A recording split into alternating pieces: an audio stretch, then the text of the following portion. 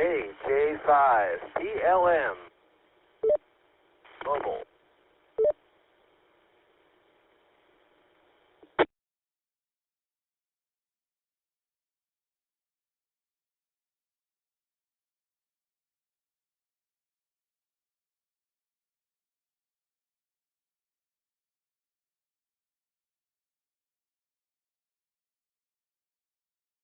Just saw a few fireflies outside of the house. W5FC.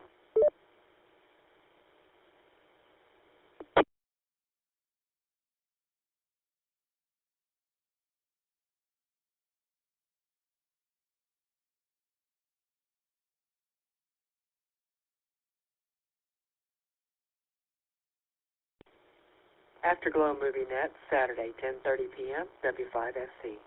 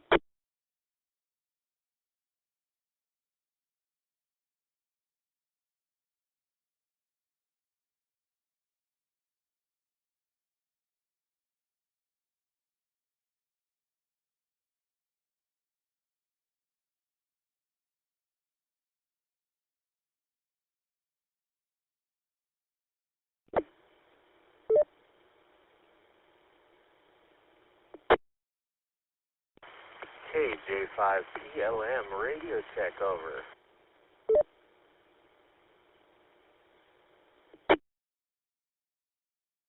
Radio check, you're clear, loud and clear. This is November 5, Mike Tango Victor, over. Outstanding, thank you.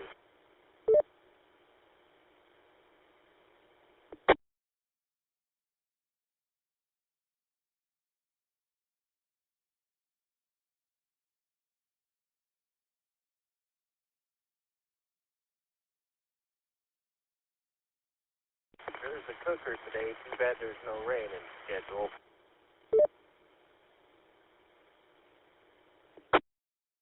Unit, call and repeat.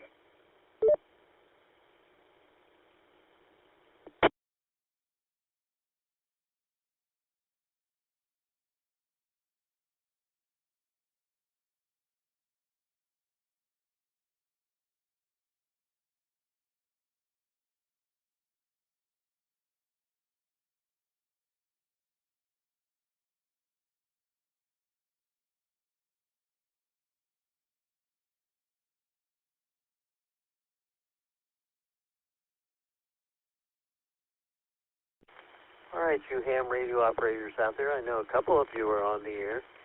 In just about 5 minutes, we have the start of the Skynet that will take place. If you'd like to check in electronically, you can do so by going to w5fc.org. Just go on the link to the electronic check-in, and you can do so in advance. Right now, we have 4 people that have checked in so far on the electronic check-in for Skynet. Once again, Skynet starts in less than 5 minutes. This is KF5JHA.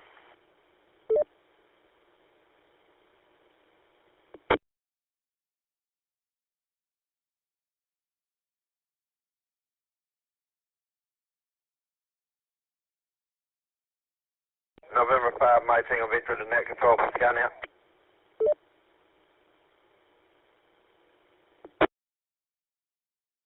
Go ahead, this is KF5JHA.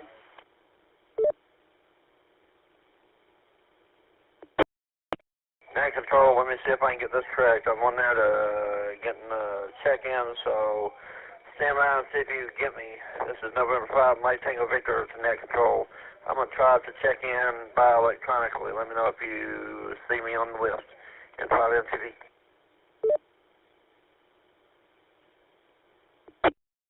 Sounds great. I'm monitoring that check-in right now. This is Kilo Foxtrot 5, Juliet Hotel Alpha.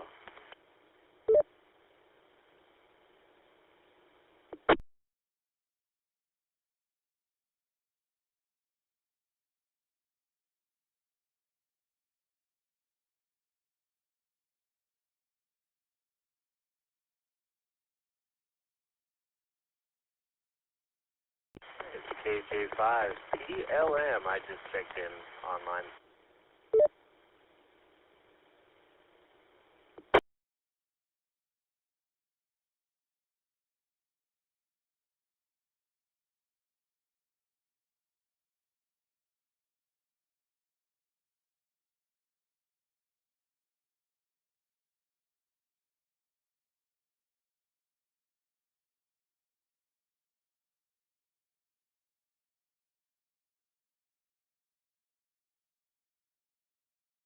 November 5, Mike Tango Victor Net Control. I just checked in to see if you can find me. Also, anybody know, I paid my dues, or I joined the W5FC club, paid my dues over himclub.org or whatever, but I haven't received any news or any emails or anything else. So anyway, just FYI, I don't know. November 5, Mike Tango Victor.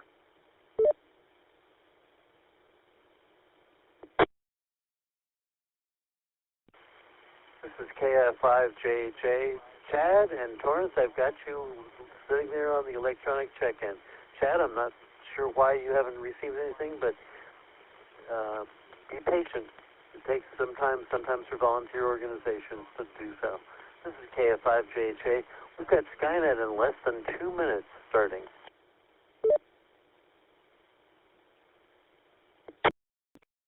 November 5, Mike Tango Victor received. November 5, Mike Tango Victor monitoring.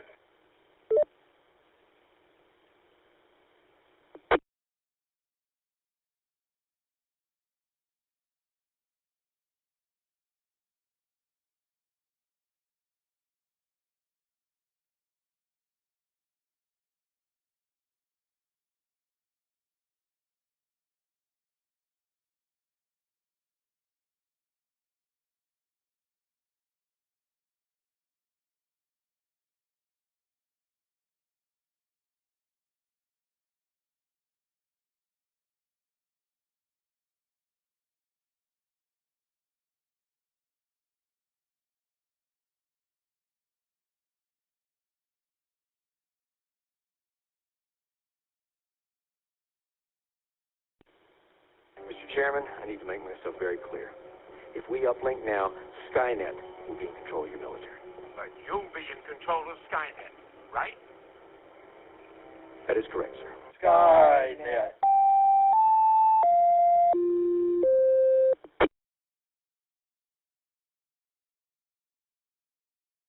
I guess Skynet is in control.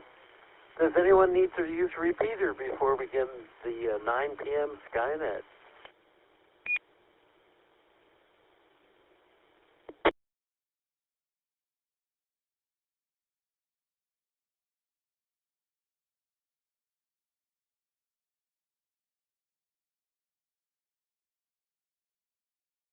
Not hearing anything.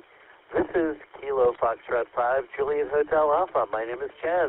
I'll be your net control for this session of the DARC Skynet. Skynet is a weekly net called every Saturday night since 2012 at 9 p.m. concerning the subject of astronomy. Our purpose is to help amateurs become more familiar with the nighttime sky, the daytime sky, astronomy, space, and things like that in general. This net is open to all amateurs interested in this topic, because we encourage your participation, comments, and suggestions for this net. Stations with priority or emergency traffic may enter this net at any time by using the pro sign break, and then your call sign. Is there any emergency or priority traffic?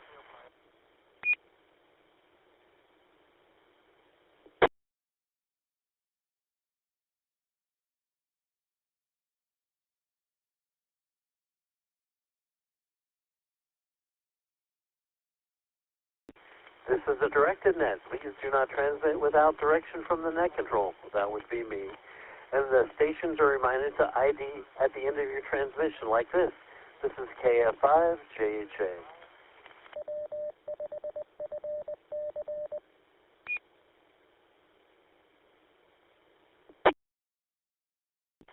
Weekly Net is operated on 146.88 megahertz with a private line tone of 110.9.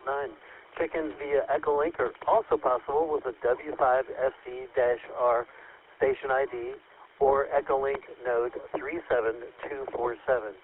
There's also an electronic check-in.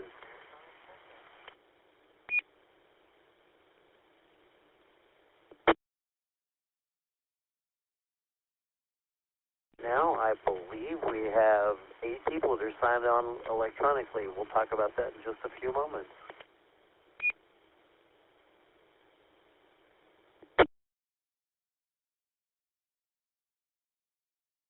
Its topics, astronomy charts, pictures, and live audio-video links are available online. Go to W5FC.org right now for the complete list. Remember to tell others about this popular net. Now, you can check in electronically going to the club website, W5FC.org, look for tonight's Skynet announcement, and click on the hot link to check in. We'll be acknowledging you on the air, and don't worry if you want to check in via voice.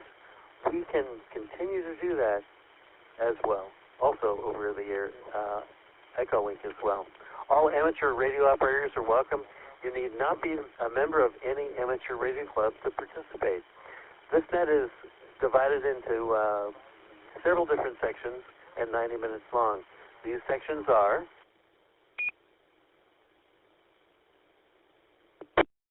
general announcements, Texas Astronomical Society of Dallas events, National Space Society events, discussion topic of the evening was space exploration and space history, Constellation of the week, space launches of the week, visible satellite passages over the next couple of days, astronomical question and answer, and 73 round. If we have time for all this, we'll do all of them. All amateurs licensed to transmit on this frequency are invited to check in. We currently have checked in electronically. Let me go to that and check.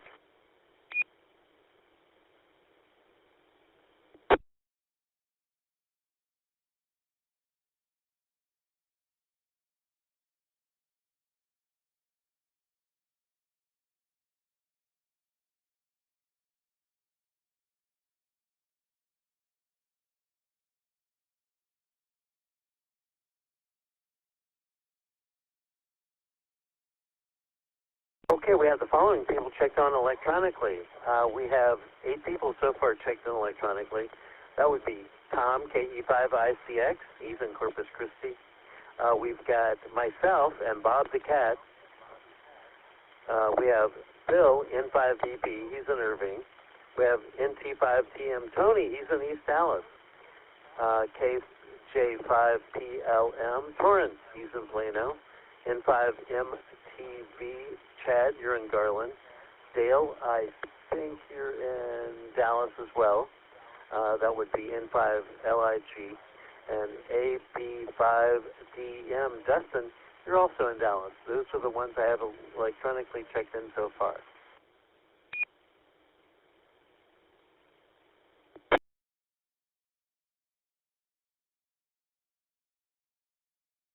All right, that's a healthy check-in already. Now, what I'd like to do is check in people over the radio in groups of 3. Groups of 3, because I haven't done this for a while. I only do this like 4 times a year. And so my ears are not as attuned to things. Also, I have a clogged right ear because of an infection. So anyway, tonight will be interesting for me to hear things correctly. So what I'd like you to do is come in groups of 3 with your call sign, phonetically, slowly, your name and your location. So the first 3 people that would like to check in over the radio, please come now.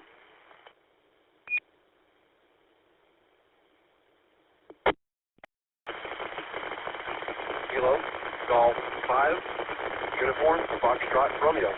Jacob, Portable, our respect check.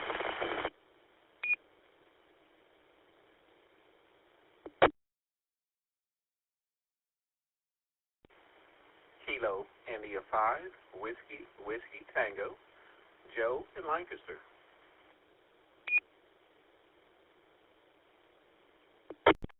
Kilo Foxtrot 5, Zulu, Bravo, Lima, Bill, Farmers Branch.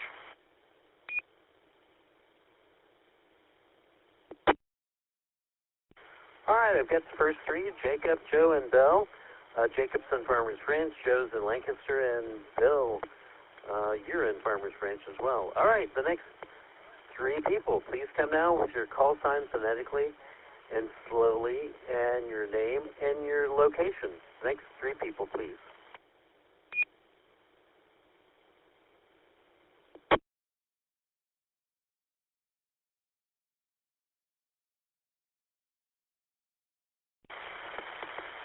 Alpha India 5, Oscar Lima, Dan in Southwest Fort Worth.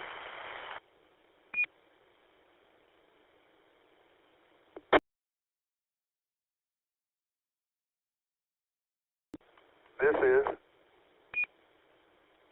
Whiskey 5 Golf Uniform Sierra Gus, far northeast Dallas. Welcome back, Chaz.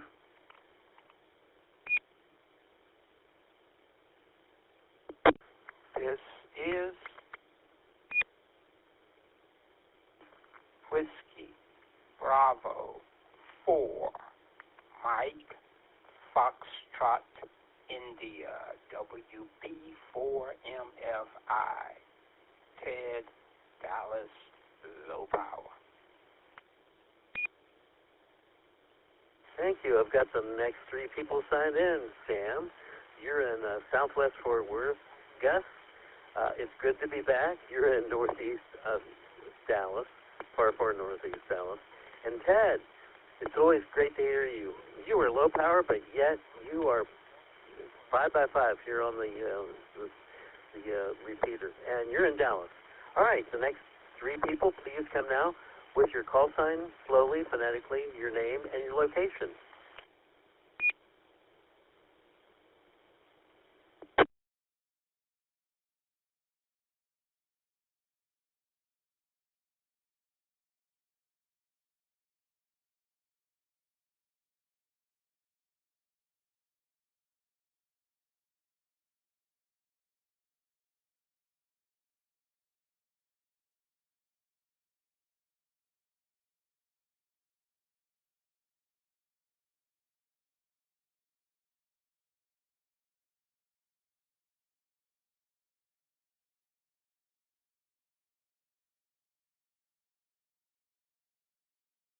All right, not hearing anyone. We'll get back to radios in just a few minutes. Let me check the electronic check-in, see if there's any more additional check-ins electronically.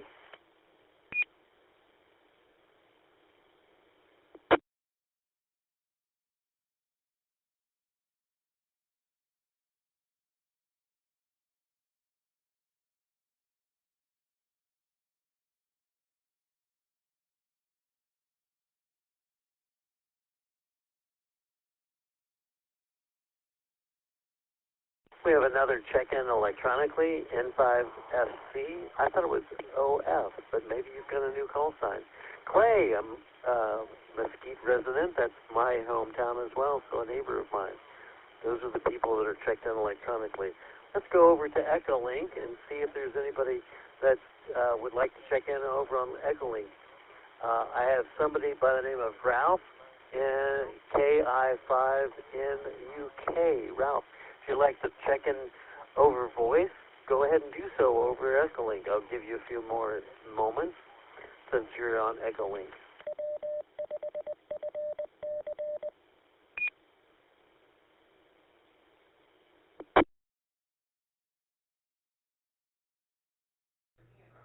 Good evening, all. This is Ralph up in Sherman, a new member to the club, and a ham and a member of the Grayson County Amateur Radio Club.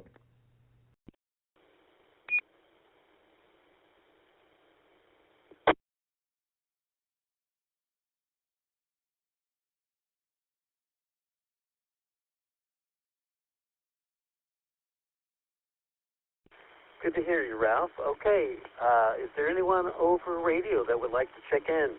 Once again, I'd like to have you give your call sign phonetically, slowly, your name and your call and your location.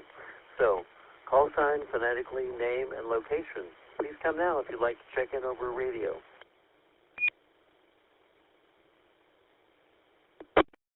This is Kilo, November 5, Echo, Echo, Echo. The name is Al, and I live in Allen, Texas.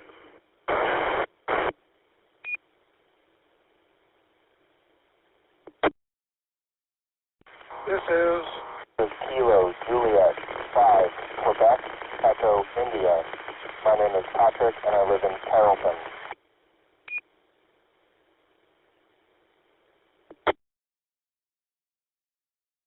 This is Kilo Golf Whiskey Victor Lima, James, in North Carrollton.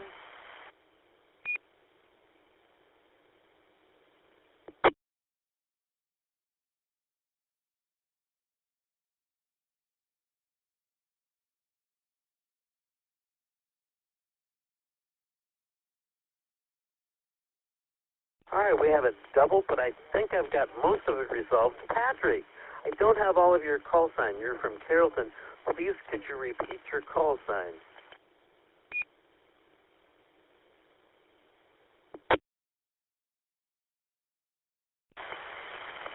Again, this is Patrick. That is Kilo, Juliet, 5, Quebec, Echo, India.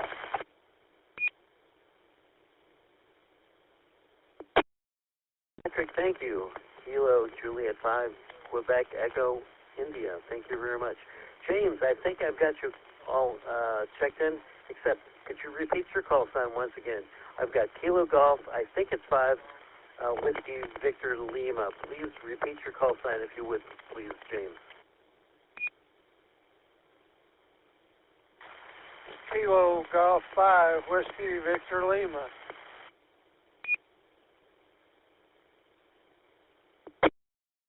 Had it all correct. Thank you very much, James. Okay, one last call for check-ins, then we're going to move on to other business for Skynet. Come now with your call sign slowly, phonetically, your name, and your location if you'd like to check into Skynet.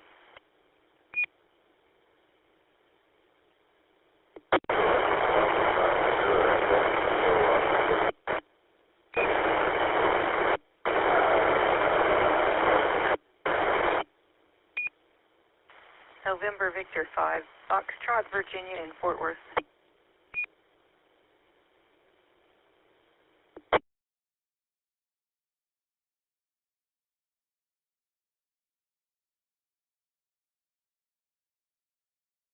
We had a 95% noise check-in, didn't get anything from your transmission, just that you transmitted, but couldn't hear or understand anything. And we have Virginia, somebody that's a regular and also in that control station for Skynet.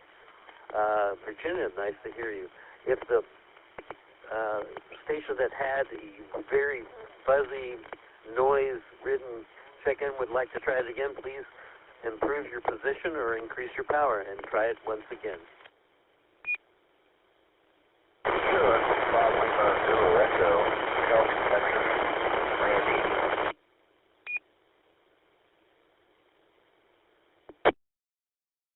I got a Zulu and an Echo and a Randy. So could you repeat your call sign phonetically slowly? Why don't you do that 3 times in a row? Let's see if I can pull it out of the noise.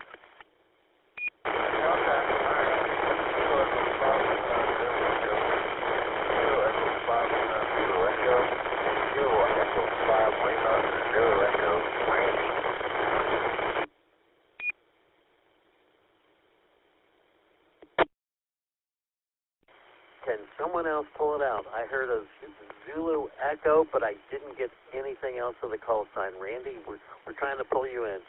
So can somebody else relay that to me if you've got it?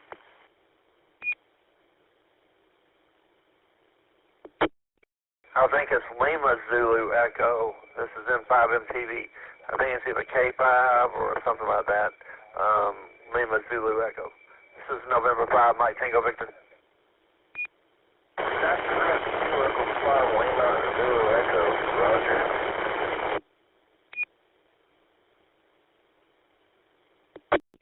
Net control, do you copy? Kilo 5, Lima Zulu Echo. Repeating. Kilo 5, Lima Zulu Echo. This is November 5, Mike Tango Victor. NT5TM.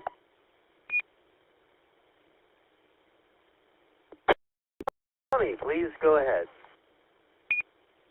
I am pretty sure it's Kilo Echo 5 Lima Zulu Echo. Kilo Echo 5 Lima Zulu Echo. Randolph Bradshaw, which I'm guessing is Randy in Louisville. NT5TM. Roger, roger, roger, roger, roger, roger, roger. Thank you, Tony, and thank you, Randy. We've got you checked in. I appreciate that very much. Okay, let's see. We're going to continue on with Skynet, and we'll do some more check-ins later on. Let me see. Where am I at in the script? Let's see now. I don't see any other check-ins via Echolink. Clay, I've got your call sign corrected, and let's see. Okay, let's get on to the script.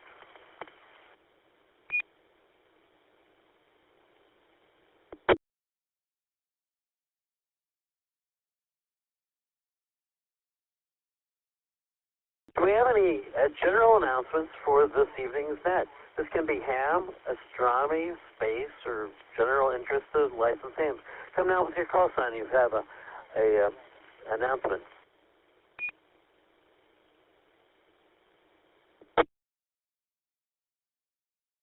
November Tango 5, Tango Mike.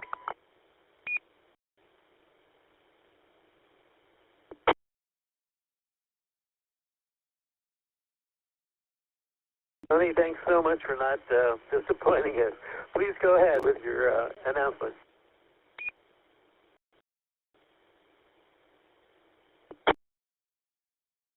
Well, thank you, Chaz. Just a few short usual items. Tonight's Afterglow movie discussion net will focus on I.S.S. Yep, stands for International Space Station from 2023.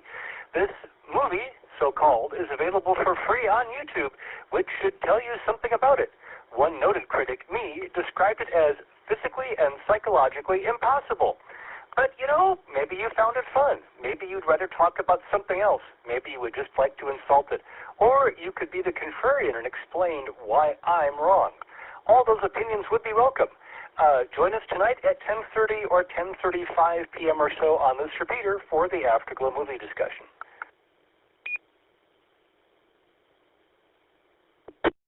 On a tastier note, June's first helping of ham fixins will be this Monday at 7 p.m. Also, of course, right here on this repeater. Your recipes, cooking tips, questions, and kitchen stories are all welcome. This is the only net that comes with a safety warning. Eat before the net, or you'll get hangry. I know, you can't listen to people talk about food for an hour without getting ravenous if you don't eat first.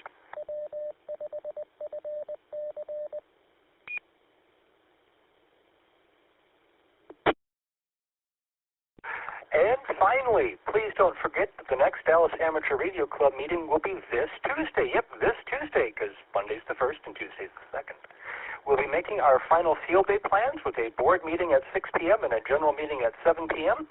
in the 3rd floor community room of the Dallas Medical Center on the northeast corner of Webb Chapel and LBJ. All are welcome, and no, we won't taunt you with recipes, but we will talk about the field day potluck. NT5TM, back to net.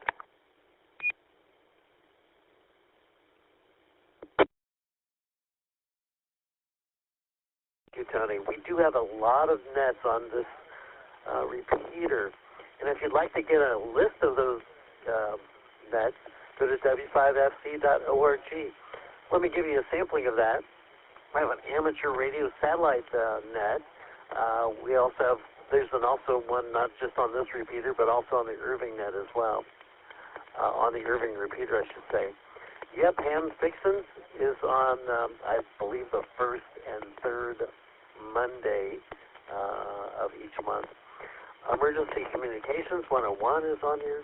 There's a Geek Net, all about geek stuff. There's a Surprise Net if there's a 5th Monday. There's also a Tech Net that's from 7 to 8 o'clock on Saturdays. Skynet is also on every Saturday night since 2012 from 9 until 10:30. There's an Afterglow movie net. We'll get into more of that in a few minutes. There's amateur Radio Club meeting, Dallas Amateur Radio Club meeting on the first and third Sundays.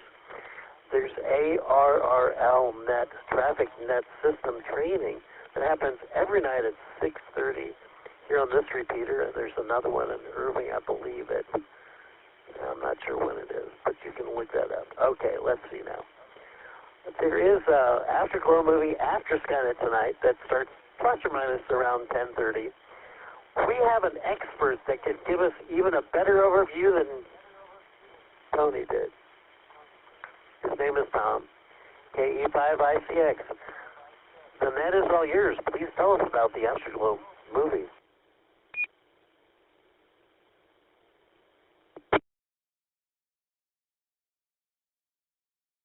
Well, thank you, Chaz. This is Tom down in Corpus Christi. Here it is, the highly accurate synopsis for tonight's movie, which Tony hinted at. Astronaut Kira Foster and Christian Campbell were good astronauts. They were conscientious, excellent workers, and had both gotten Astronaut of the Month citations from NASA. Close-in parking at the Manned Spacecraft Center was great, but didn't help either of them while floating inside the I.S.S. Unfortunately, happiness in space would soon end. Cosmonauts and brothers Nikolai and Alexei Pulov were problems. Ever since arriving at the I.S.S., both had shaken down other astronauts for money and cigarettes. They also had a habit of stealing people's food at lunchtime, using too much toilet paper, and singing along with endless Yoko Ono recordings piped through the space station PA system. But the last straw was when Nikolai stole the Soyuz car keys and hung them outside the airlock with a sign, "You want them so bad, you'll have to get them." The HR departments in Houston and Star City were overwhelmed with astronaut complaints about the troublesome duel. Join us for Intrigue in Space, I.S.S. from 2023. Yes, that's right, tonight at 10:30 p.m. Even if you haven't seen it, that's okay. It might even be a plus. Check in with us. That's at around 10:30 tonight. Back to you, Chaz, KE5ICX.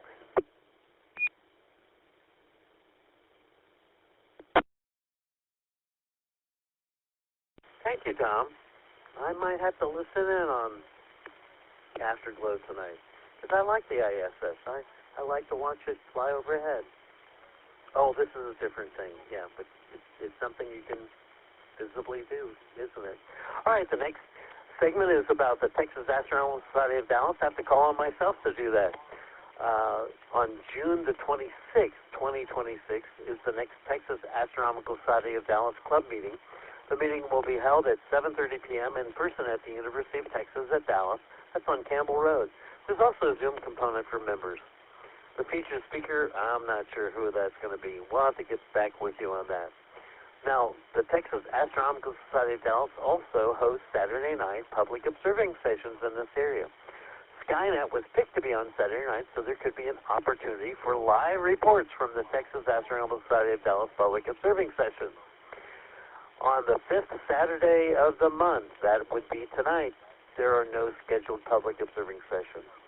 Now, you can check the Texas Astronomical Society of Dallas website at texasastro.org for up-to-date information and details about meetings and public observing sessions. Our next segment is all about the National Space Society. Bill, N5PB, would you like to give us some information about the National Space Society? Please come down.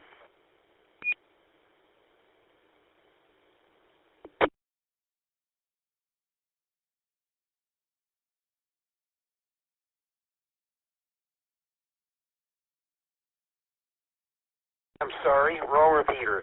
Yes, this is N5DD. Thank you, Chaz. And I am the Vice President and Membership Director of the National Space Society North Texas Section. The National Space Society is a nonprofit group based in the U.S. which is interested in the exploration and development of space and the creation of a spacefaring civilization. Our local National Space Society chapter website is ntx.nss.org.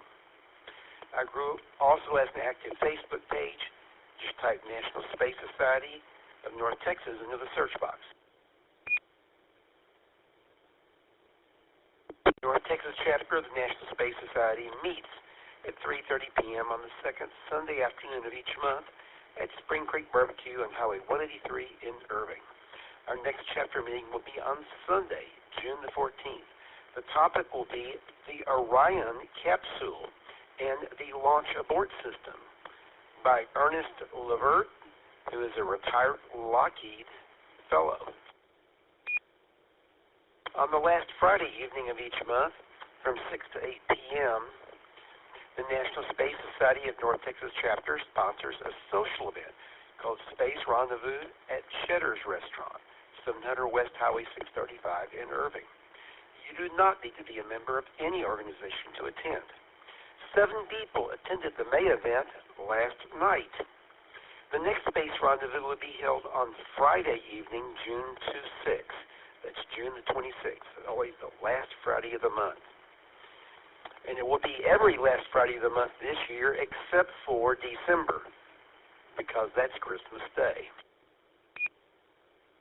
The big National Space Society event each year is the International Space Development Conference, I.S.D.C. I.S.D.C. 2026 will be held in McLean, Virginia, which is not far from Washington, D.C. It's going to be held next week. The dates are June 4th through the 7th of 2026. You can find out more at isdc.nss.org. The theme for ISDC 2026 is Space for Us All. 5 astronauts are attending: Harrison Schmitt, Michael Lopez Alegria, Hoot Gibson, Susan Kilrain, and Dr. Stephen Hawley.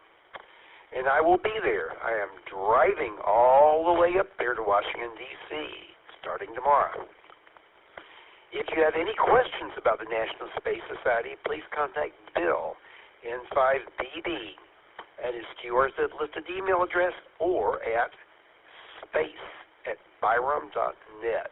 That's SPACE@BYROM.net. That's all I've got. Thank you, Chaz. This is N5BB. Back to net.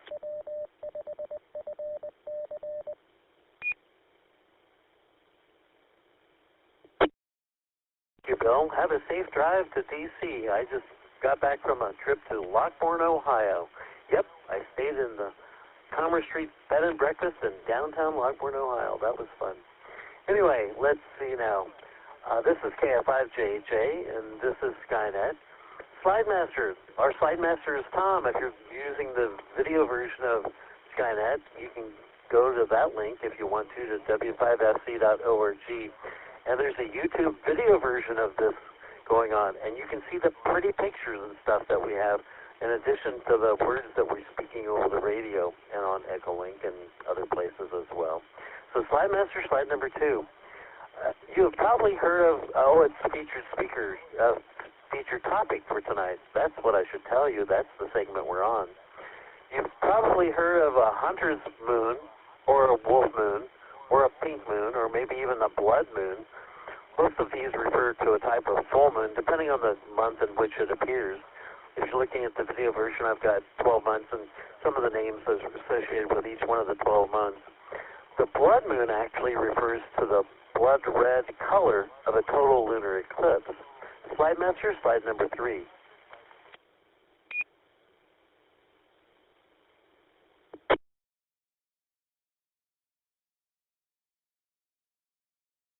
You may have heard of blue moon. Maybe you haven't. There are a couple of definitions for a blue moon. Here's the most common definition and the definition that I will use tonight. A blue moon is the second full moon in a calendar month. On average, there's a blue moon about every 2.5 to 3 years. So the last blue moon was on August the 30th, 2023. The time before that was October the 31st, 2020. Slide Master, slide number 4.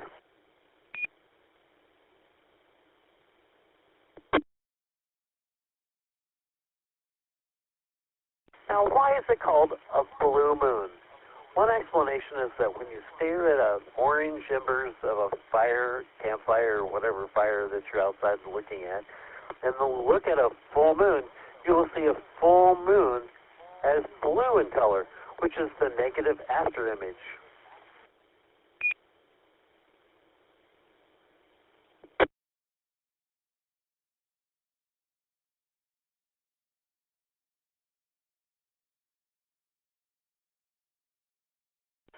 On an artist's color wheel, the negative after image is on the opposite side of the color wheel. Red is opposite of green, purple is opposite of yellow, and blue is opposite of orange. You can try this with an American flag. Stare at the flag for about 60 seconds, then move your eyes to stare at a white piece of paper or a white screen. You will see the negative after image of a green, black, and orange flag. You can do the opposite of that. Stare at a green, black, and orange American flag for about 60 seconds, then move your eyes to a white screen or a white piece of paper. Then you'll see a red, white, and blue flag. Your eyes get tired of seeing the same colors over a period of time. They're saturated with that color, and you will see the opposite colors. Slide master, slide number 5.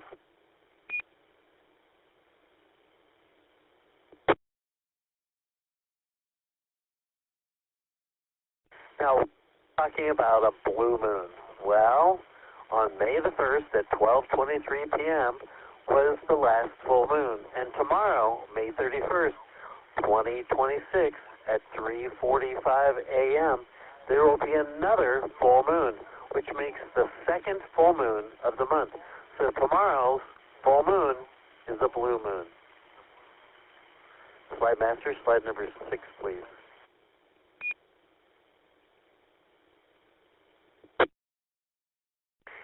Every once in a while, we get 2 blue moons in the same year. How? If there is a second full moon at the end of January and no full moon in February, then 2 full moons in March, we can get 2 blue moons in the same year. This only happens about every 12 to 35 years. In 1999, there were 2 blue moons in the year. And at the Science Place, we created a planetarium show on blue moons. So 2 blue moons happened in 1999, 2018, 2037 is the next one, and 2094 is the next one after that. Wow. Okay. Does anybody have any questions or need a fill on the information about blue moons? Come now with your call sign.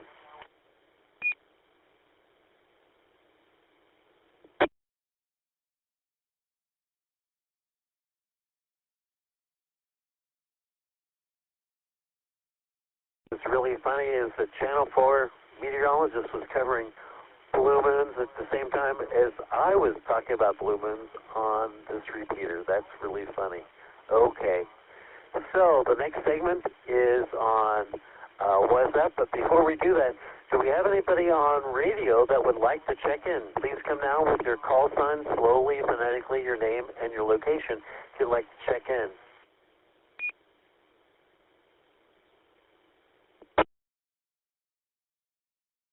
Kilo, Bravo, 9, Sierra Oscar, Kilo, Sean in Fort Worth.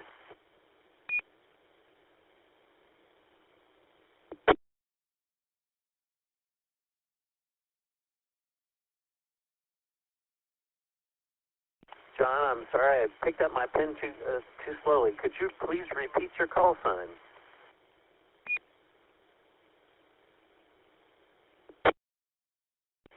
Kilo, Bravo, 9, Sierra, Oscar, Kilo, Sean in Fort Worth. Thank you, John. I really appreciate that. Okay, we're up to, let's see now, I'm doing a calculation. We're up to 22 people, I believe, that are checked in so far. Don't see anybody new on the electronic check-in. Don't see anybody new over on Echolink. All right. So let me see. Let me get back to our script. The script says, after the featured topic, there's the segment called What's Up? I'll have to call on myself to do that. And this is KF5JHA. Slide master, slide number 7. We call this segment of Skynet, what is up? Because it's all about what has gone on astronomically over the last couple of weeks and what will take place over the next couple of weeks and beyond. Slide master, slide number 8. I've talked about the predicted nova of the star T Corona Borealis, which may erupt at any time. Its current brightness is around 10th magnitude. I just checked it a couple of hours ago, which is much too faint to be seen with just your 2 eyes. T Corona Borealis was supposed to go nova more than a year and a half ago, almost 2 years ago now. One recent prediction was T Corona Borealis to go nova on November 10th, 2025. Well, that didn't happen. So another prediction is June 25th. Yep, in less than a month, give or take a day or two. So when it does go nova, T Corona Borealis could become as bright as the North Star, which is 2nd magnitude. I can see the North Star with just my 2 eyes from my very light polluted location here in Mesquite. Slide master, slide number 9.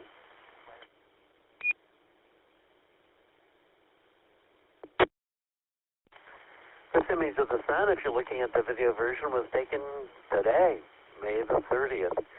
I took this from the website spaceweather.com. The large sunspot complexes on the sun are so large at times that you can just use your solar eclipse glasses to see them. Usually they're 10 times the size of the Earth if they're visible to the naked eye with just optical protection. The sun has just passed its solar maximum on October 2024. I presented information about the solar cycle about 4 or 5 months ago on Skynet. Slide master, slide number 10.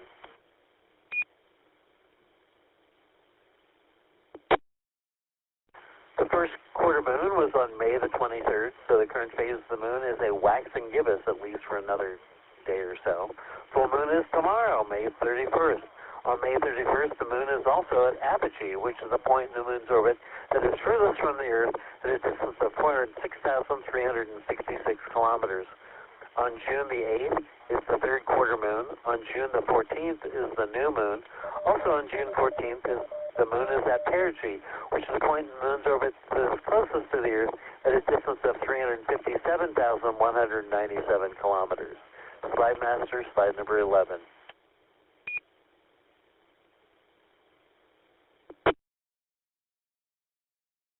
There's a conjunction of the moon and the bright star Antares. That's tomorrow in the southwestern morning sky. So just in a few hours. Slide master, slide number 12. On the night of May the 31st, June the 1st, the peak of the Tau Hercules meteor shower could produce a handful of meteors in the north. Now, the best time to observe meteors is the hour before dawn, because this is the side of the Earth that is running into the debris left over by comets or asteroids.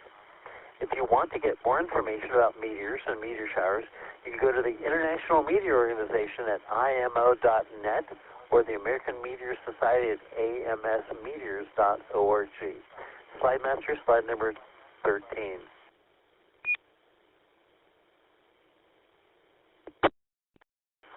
On June the 2nd, there's a conjunction of Mercury and the deep sky object. It's a star cluster, M35.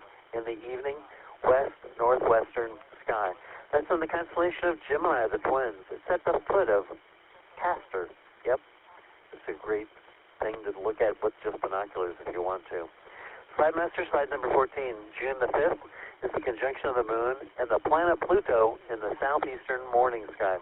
Now, Pluto cannot be seen with your 2 eyes, cannot be seen with binoculars. You need at least a moderate-sized telescope, because Pluto is around 14th magnitude, which is pretty faint. So you need to get that, and also a good star map. What you do is you look at the area, plot out all the little dots you see in the field of view, then go back a night or two later, and the thing that moved is probably the planet Pluto. Slide master, slide number 15.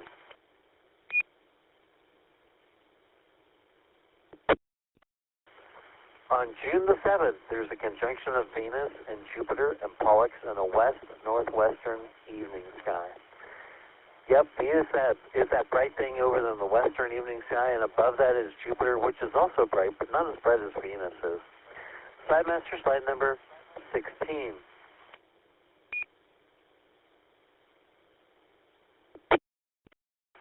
On the night of June the 7th and 8th, there's the peak of the daytime Erinyes meteor shower. They can produce up to 30 meteors in an hour. Now, how do you observe daytime meteors?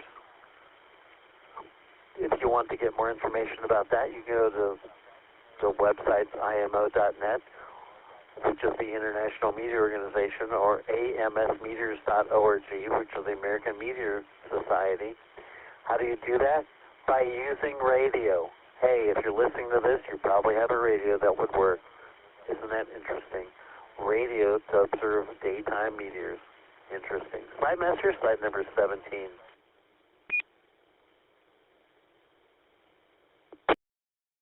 On June the 9th, there's a conjunction of the Moon and Neptune in the eastern morning sky. Now, the eastern morning sky is really crowded with all sorts of things because, slide master, slide number 18, on June the 10th, there's a conjunction of the Moon, Saturn, Neptune, Pallas, which is a asteroid, Vesta is also an asteroid, in the eastern morning sky. If you're looking at the video version of Skynet, you'll see the picture of the crowd of things in the eastern morning sky. Really interesting. And this is KF5JJ, and this is Skynet. Slide master, slide number 19.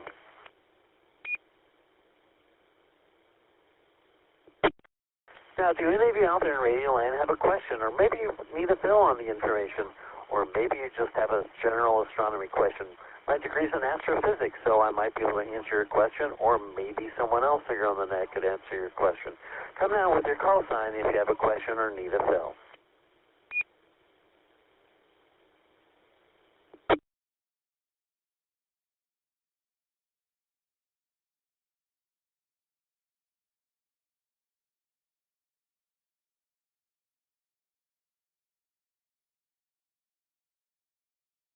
Not hearing anything. Slide master, slide number 20. So as the moon wanes in a couple of weeks, well, actually starting next week, so do these words for this segment of Skynet. Stay safe, keep well, pray for our world. It's the only one where humans live right now.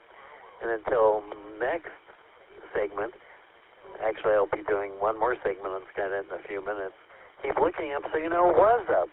And once again, this is KF5JJ, Chaz, and this is Skynet, which is transmitting on the W5FC repeater in Dallas at 146.88 megahertz.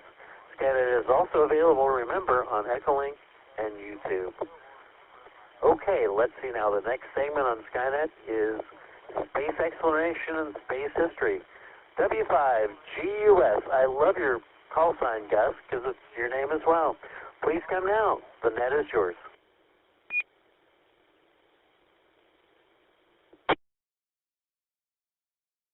Okay, thank you, Chaz, and welcome back again. W5GUS here with Space Exploration News. We will start back about a week ago, May 23rd. Following the launch scrub on May 21st due to a hydraulic issue, SpaceX successfully launched the 12th test flight of its Starship vehicle.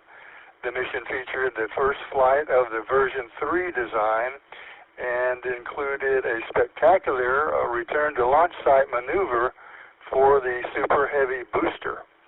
While the launch was largely successful, the FAA has initiated a standard mishap investigation following an early shutdown of one of the upper stage's vacuum engines.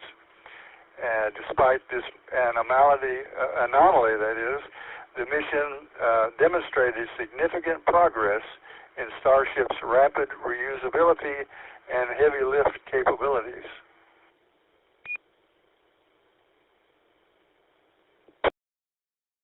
Okay, we'll move to May 26th, just a few days ago.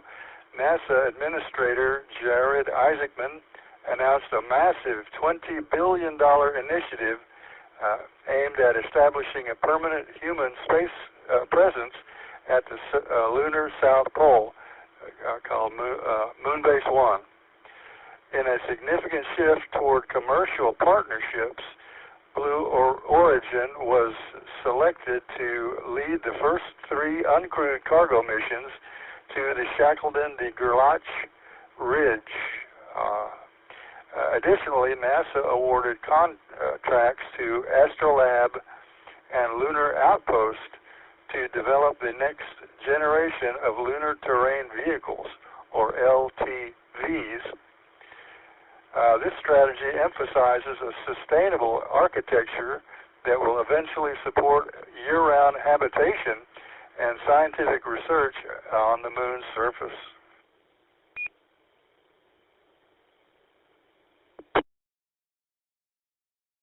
All right, and just a couple days ago, May 28th, researchers analyzing data from NASA's Maiden, which is Mars Atmosphere and Volatile Evolution spacecraft, have identified the first evidence of the Swan-Wolf effect in the Martian atmosphere.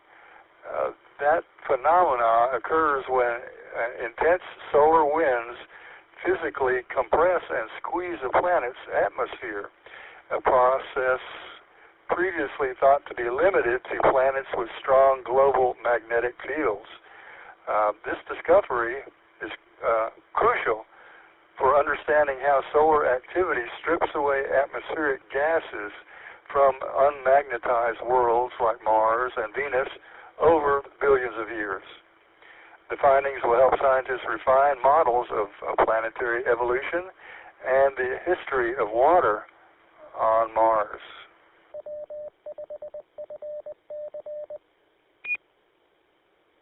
Okay, on May 24th, China. The China Manned Space Agency successfully launched the Shenzhou 23 mission, carrying a crew of 3 astronauts to Tiangong Space Station. This mission is particularly notable for including the first astronaut from Hong Kong, marking a significant milestone in China's inclusive space program. The crew will focus on a wide range of scientific objectives, including long-term microgravity biology experiments and station maintenance. One crew member is scheduled for a 1-year stay in orbit to provide critical data on the physiological effects of extended spaceflight on the human body.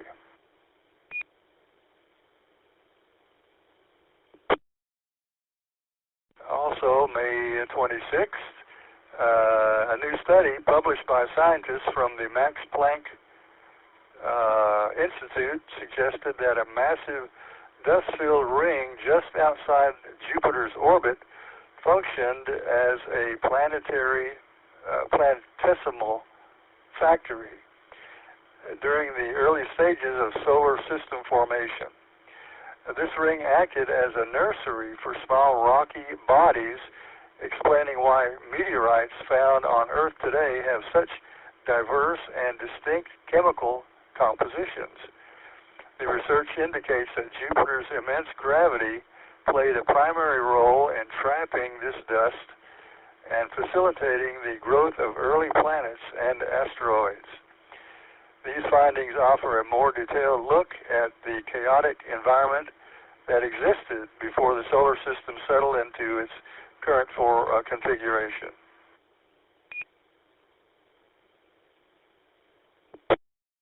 Okay, and just back on May 29th, you guys have probably heard about this, the Blue Origin is assessing damage to its launch pad after a rocket exploded during a test firing, creating a giant orange fireball seen and felt for miles around. The company fueled the hulking New Glenn rocket Thursday night, hoping to briefly ignite the engines ahead of a satellite launch next week. But the 321-foot-tall rocket blew up, taking part of the pad with it.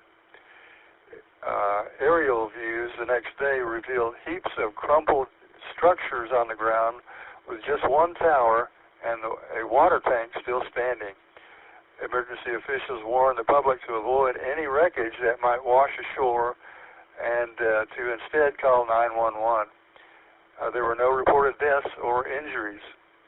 It's a major setback for Blue Origin, coming just 1 month after the entire New Glenn fleet was grounded because of an upper stage engine issue that dumped a satellite into the wrong orbit.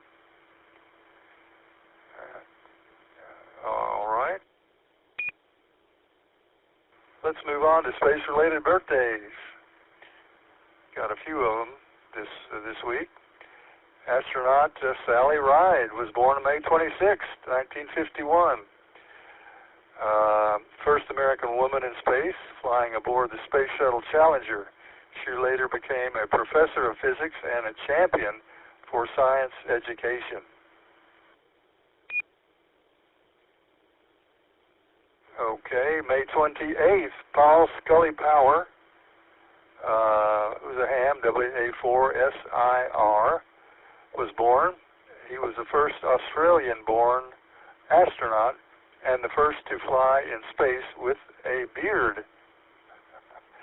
He conducted extensive oceanographic research during his mission.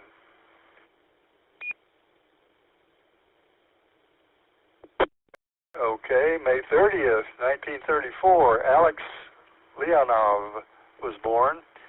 First human to conduct a spacewalk, spending 12 minutes outside the Voskhod 2 spacecraft.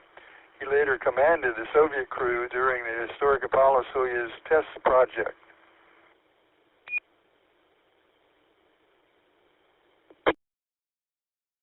Okay, May 30th, 1958, Michael Lopez Alegria was born. He was a ham, or is a ham, KE5GTK.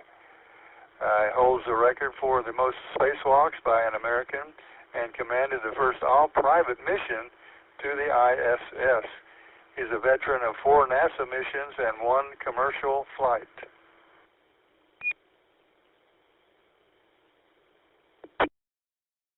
All right, on our last birthday person this week, Helen Sharman, May 30th, 1963.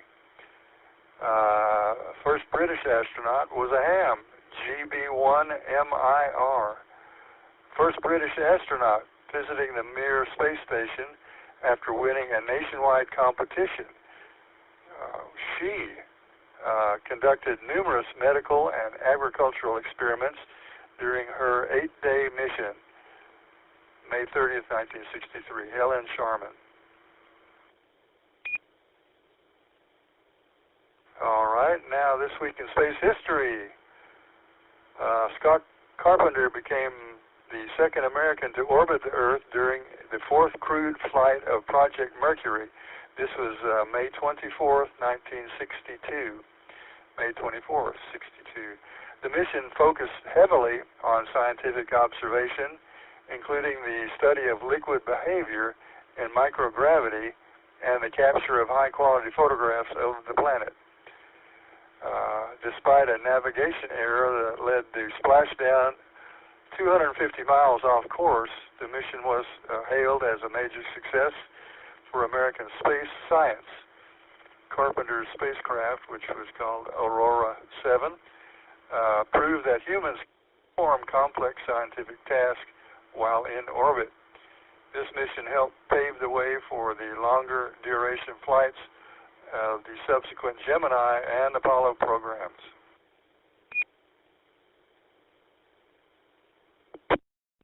Okay, on May 25th, 1961, President John Kennedy addressed a joint session of Congress and issued a bold challenge to land a man on the moon by the end of the decade.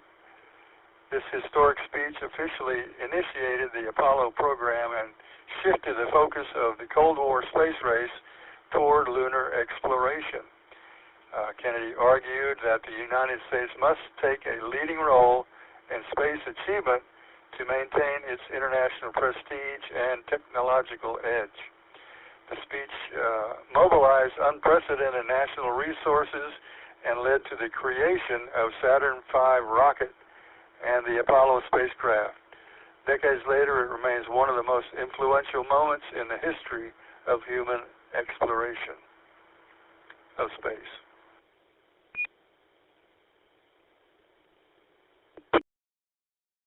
Okay, May 25th, 1973. I believe this is the last, no, let's see, there's one more after this.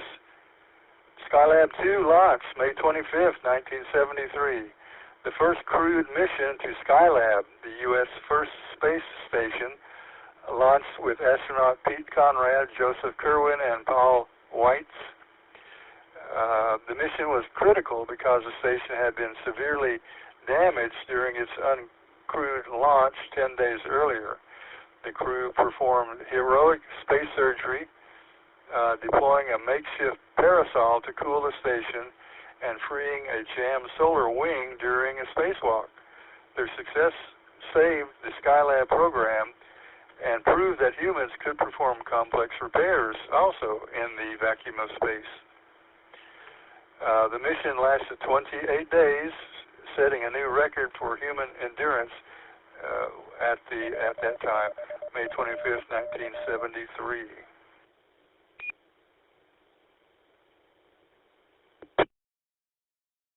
Okay, May 28th, 1971, the Soviet Union launched the Mars 3 spacecraft, which consisted of an orbiter and lander designed to explore the Red Planet.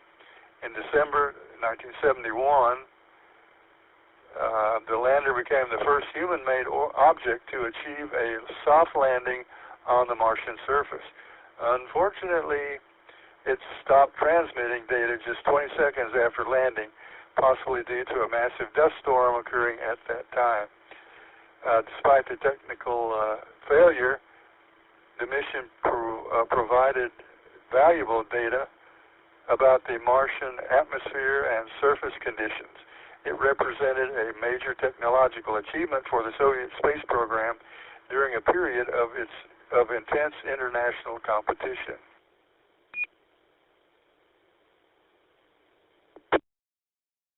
Okay, May 30th, but in 1971, NASA launched Mariner 9, a robotic probe destined to become the first spacecraft to orbit another planet.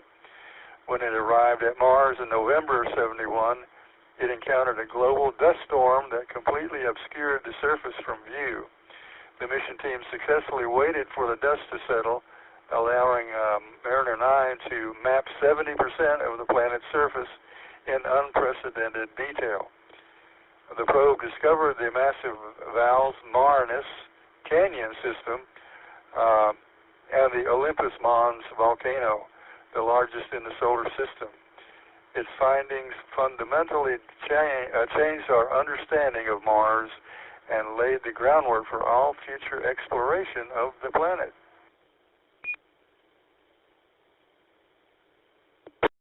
All right, and the last item for this week, SpaceX Demo 2 mission was launched on May 30th, 2020, and it marked the first time NASA astronauts were launched into orbit from U.S. soil since the retirement of the Space Shuttle in 2011.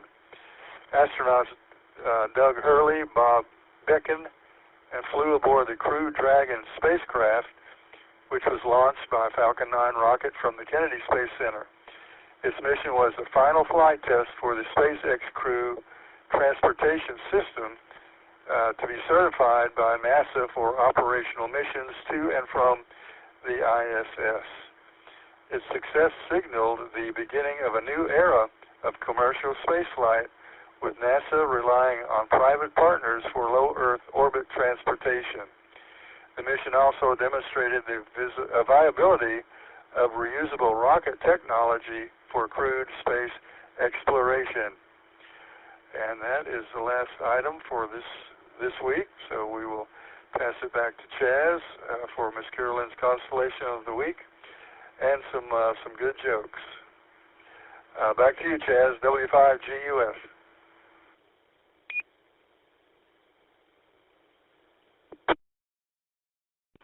Thank you, Gus, and thank you for the compliment. Good jokes. Well, some people would debate that, but that's okay. I oftentimes will sign in with my cat, Bob the cat. He's about, excuse me, he's about 12 centimeters away from the computer. And if he decides to pounce on my computer, this will be an interesting situation to overcome. All right.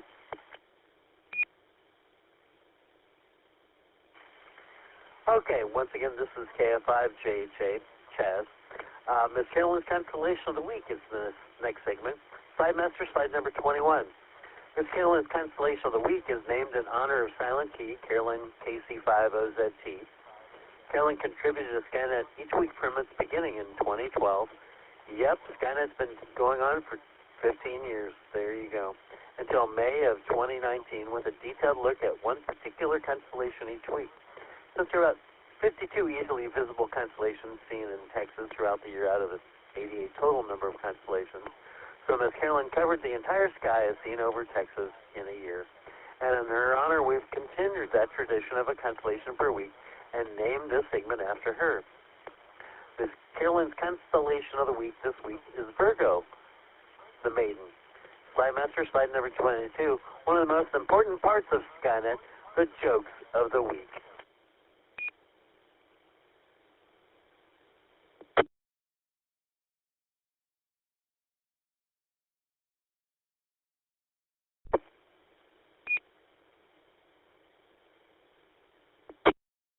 Now, for those of you that are over on Echolink, or if you're on YouTube, I don't have YouTube brought up tonight, but if you're on either one of them, you can sit there and comment about the jokes easily on the chat session. If you're on air, well, I guess you'll have to keep it to yourself, or you can make a comment at the end of Skynet anyway. So here we go. The jokes are related to the constellation of the week. Here we go. I love being married. Have what you fill in the rest of that blank. It's great to find a lady to annoy for the rest of your life. I don't know if that's a really good joke, is it? No. A lady asked the bank teller to check her balance. So the teller pushed her over. Get it? Check her balance? Oh, well, here we go. Why did the lady fall down the well? Because she didn't see that well. I gave my seat to a lady on the bus, and the next day I lost my job as a bus driver. Okay, well, maybe there could have been better jokes I could have chosen. Slide Master, slide number 23.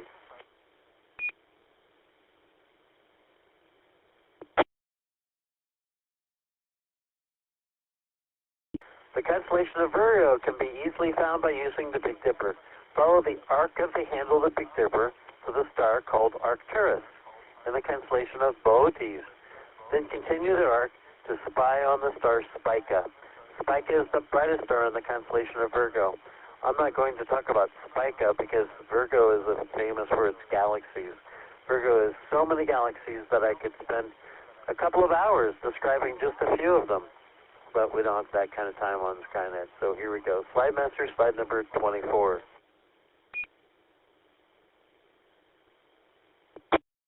The constellation of Virgo is the center of the closest large cluster of galaxies to us and can be easily take up several evenings of observing time if you want to observe them.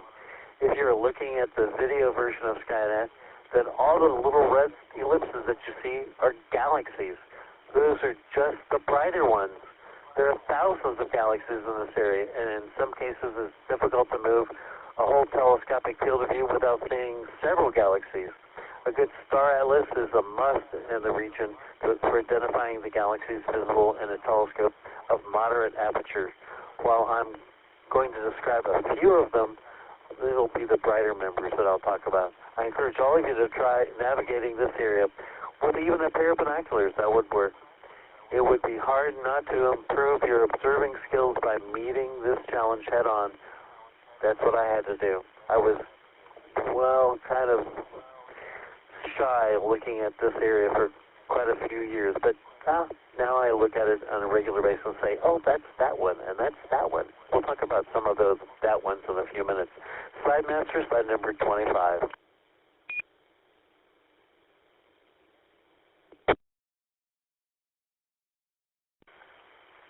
The Messier object M58 is one of the objects.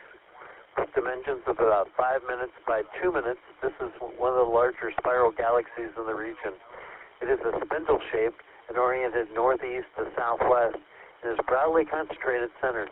There is a relatively bright star nearby to the west of it. Slide master, slide number 26.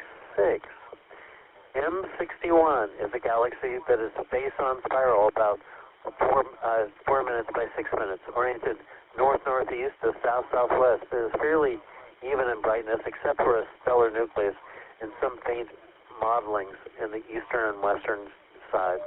Slide master, slide number 27.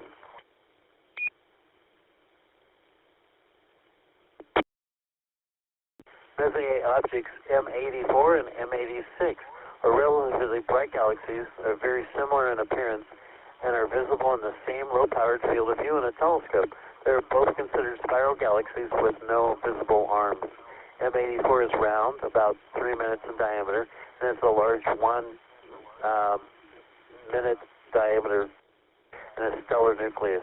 M86 is the larger of the two, about 4 minutes in diameter of degrees, and fainter, and is also a stellar nucleus as well. Slide master, slide number 28.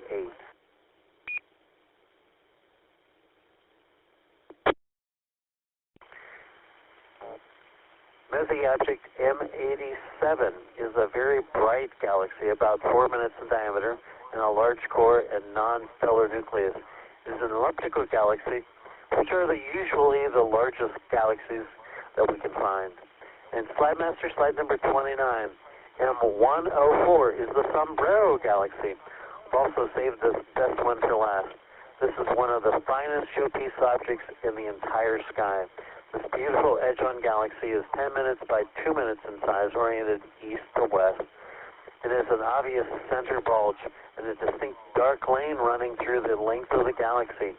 This is an object that you should not miss in viewing if you're looking at objects in the sky with a telescope. And this is KF5JHA, and this is Skynet. Slide master, slide number 30.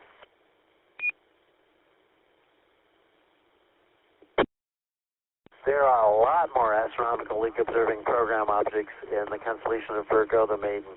I've just given you a sampling of some of those objects. The Astronomical League has, at last count, 96 different observing programs, most of which have about 100 objects. Now, if you observe just 10 of these objects in an observing program in each month, then you can earn an observing certificate and a pen from the Astronomical League in about a year.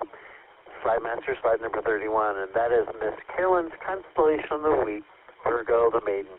I want to thank my friends Dave Hutchinson and Dennis Harwell for their research and words on deep sky objects that I've used and borrow and steal from them every Skynet. Also use at times the website constellation-guide.com for information. The next week I'll take a look at Libra, the scales. That's in the skies. Why do I pick the constellations I do? Because they're on the meridian during Skynet. Wow, so you can go out and take a look at them during Skynet or within a week or two of Skynet. And this is KF5JJ. This is Chaz. Now, the next thing we have,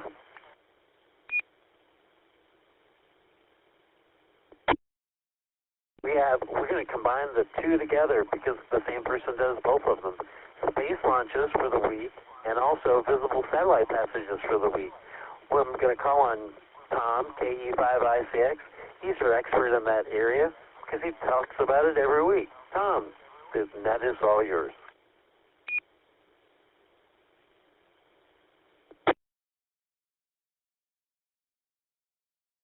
All right, very good, Chaz. Thank you for doing the net tonight and all of the segments. You're pretty much the entire show this evening. And what makes me so smart?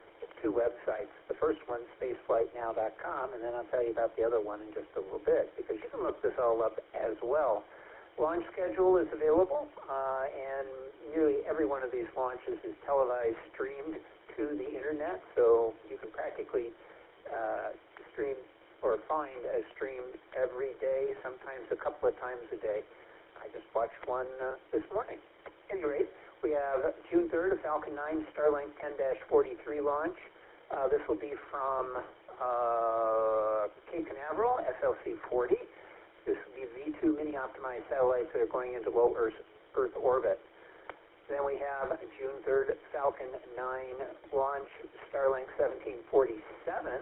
That one's at 10 a.m. Eastern Daylight Time from Vandenberg, SLC-4E.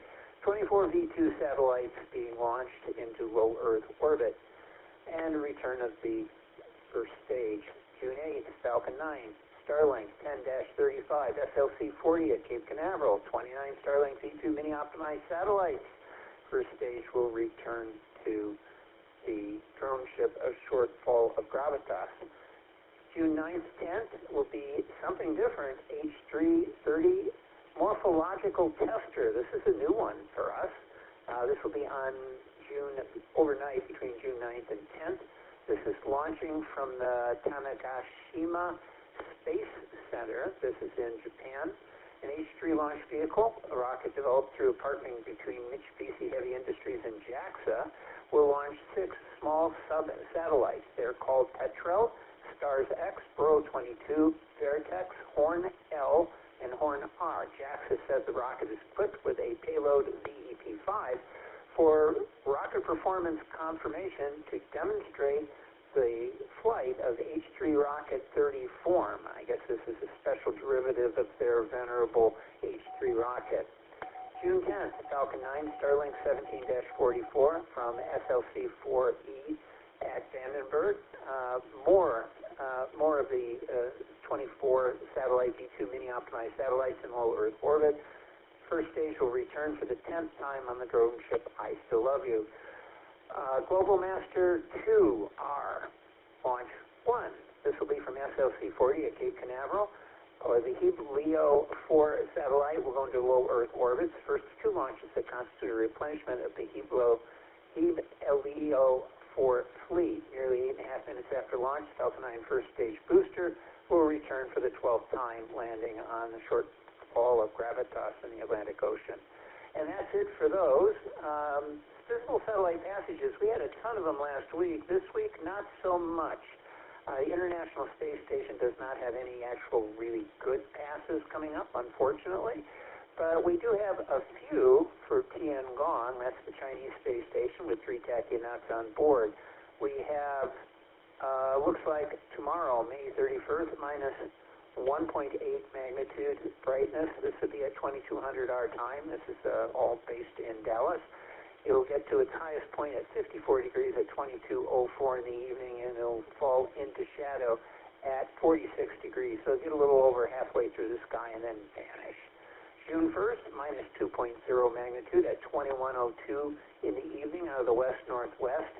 It'll reach its highest point at 21:05 at 78 degrees. So this would be a very good pass to the north-northeast, and it'll fall to the east.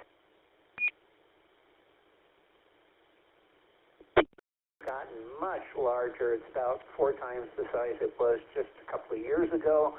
So it is now showing kind of not as nearly as large as the International Space Station, but this thing is pretty big. So you'll be able to easily see it in the Dallas-Fort Worth area, and I highly recommend you do. In one of these days, we get one of those rare cases where both the International Space Station and Tiangong fly over at the same time or close to that. I will report on that. I saw the original Tiangong 1 and the International Space Station a few years back. That was pretty cool, watching both traverse the sky simultaneously. And that's it. It's a short report for this evening. This is KE5, ICX, back to Chaz Control.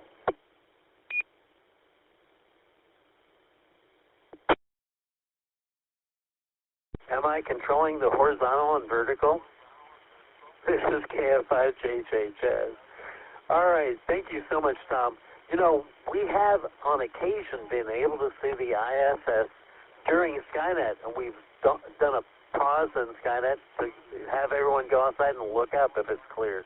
So that's been fun. So if there is a passage during Skynet, please interrupt us. Let us go outside and take a look. All right, let's see now. I'll take some additional check-ins, but before I do that, I've found Bill W5BLT over on Echolink. I've signed you in. I don't see any more electronic check-ins. Are there any other people on radio that would like to check in? Please come now with your call sign phonetically, slowly, your name and your location.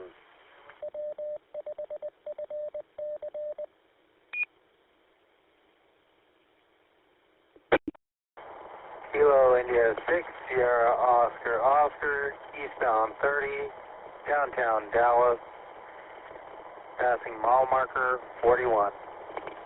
The name is Ken.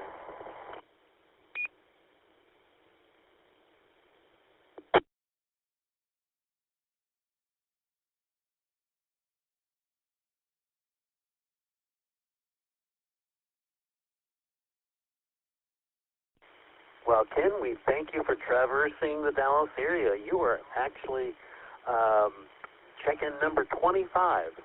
So, once again, is there any more check-ins that would like to check into Skynet before we close the net? Please come down with your call sign slowly, phonetically, and your name and your location.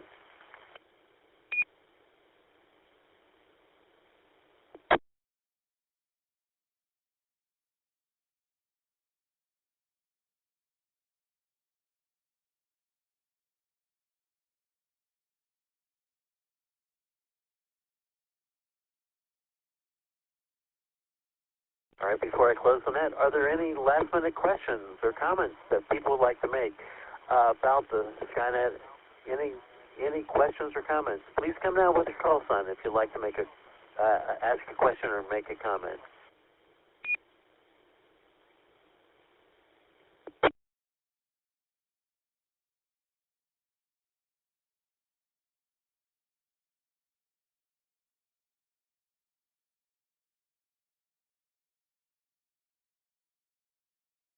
All right, I guess we'll close Skynet. Tonight we had 25 hams participating on the air.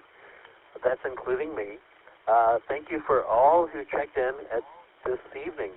We hope you'll join us next week on every Saturday night since 2012 from 9 p.m. till 10:30 to discuss astronomy, space exploration, and much more. On this net, the sky is never the limit. Oh, come on, that's a funny line, isn't it? We are also looking for net control stations for this and all other DARC nets, Dallas Amateur Radio Club nets. If you'd like to try your hand at this, oh please, if I can do this, you can do it too. Contact the net controls or by sending an email at nets@w5fc.org. You can do this. It's fun. You can follow topics and discussions about this net and astronomy in general on Facebook or on X, as well as audio and video streams, video archives, and much more useful internet resources by going to w5fc.org at the conclusion of this net. So until next Saturday night, this is KF5JHA Chaz, and I'll be closing the net at 22:20 local time and returning this repeater to normal amateur use. 73, everybody, and enjoy the evening discovering the universe. Tom, would you like to give a brief introduction to what's going to happen at 10:30? This is KF5JHA.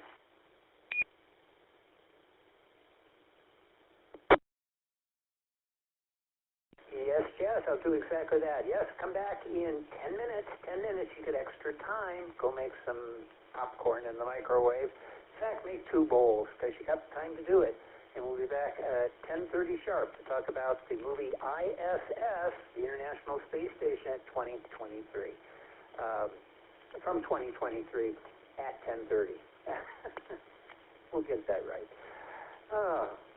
We'll see you in 10.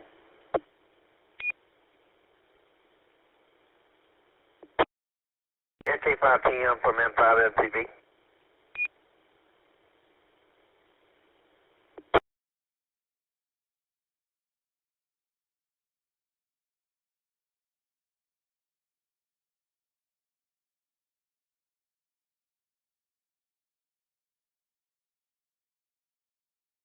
NT5 PM from M5MTV.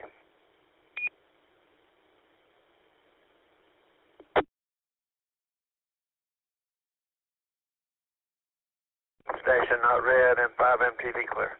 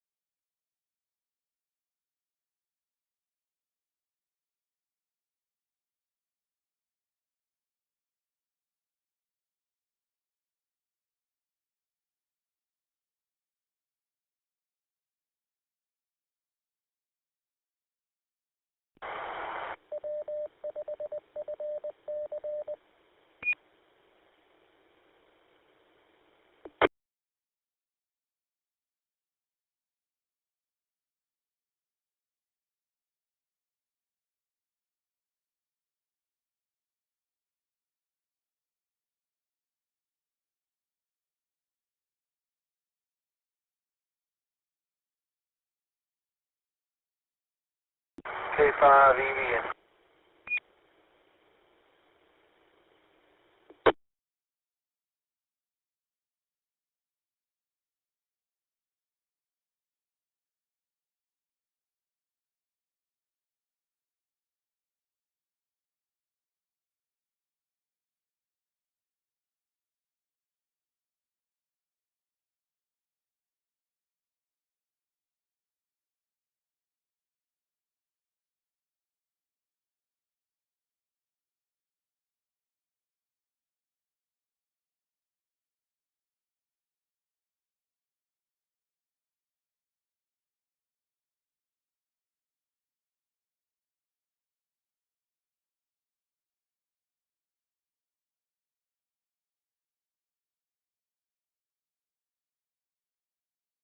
K5 EV and monitor.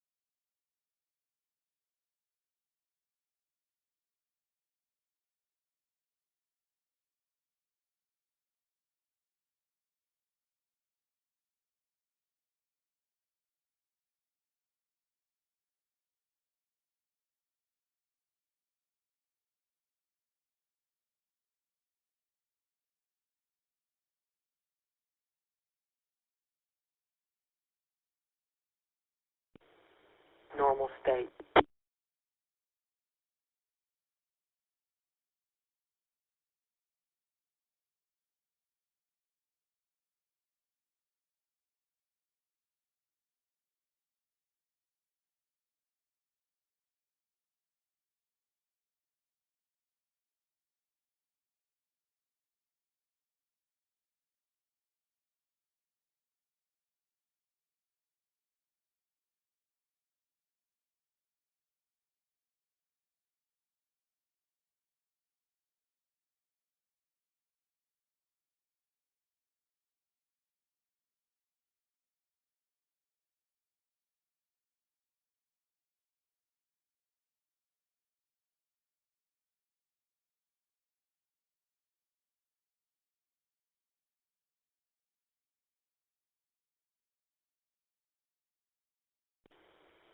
I'm completely operational and all my circuits are functioning perfectly.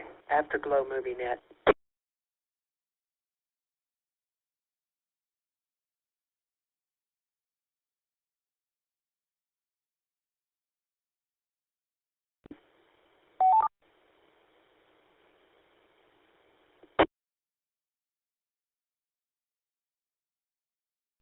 All right, well, it is 10:30, and it is time for the last net of the evening here on the W5FC repeater, and it is the Afterglow movie net.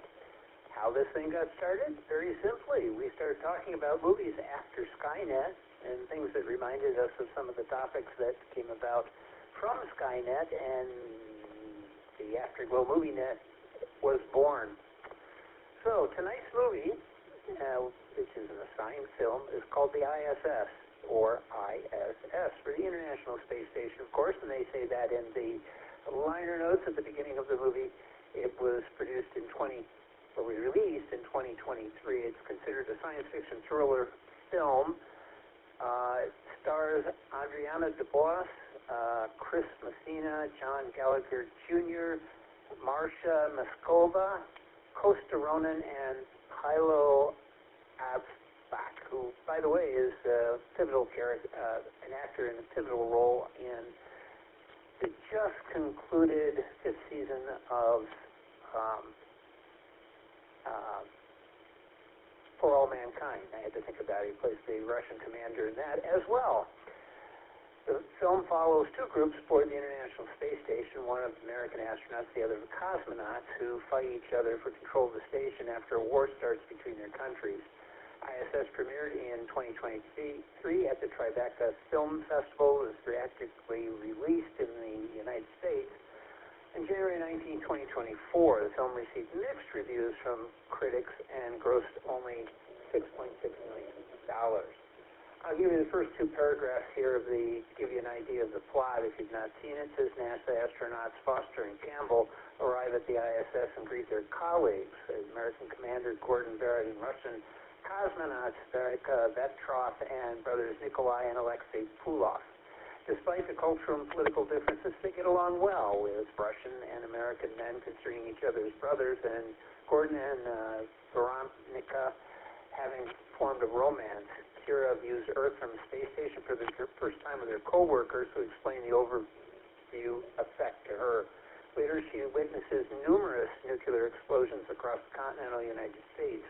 Communications with the ground fail, but Gordon receives a coded message from the U.S. government indicating the Russian military has initiated a nuclear attack on the U.S. and ordering him to take control of the I.S.S. by any means necessary. He discusses the message with Kira and Christian, and they suspect the Russians were given a similar order. They also find the station is orbiting too low and will fall to Earth if aid does not arrive within 24 hours. You're like, huh? What? You're right. It doesn't make any sense, and it gets even more nonsensical as time goes on. There's a number of other items in here that they discuss, but you get the picture. Let's see, I.S.S.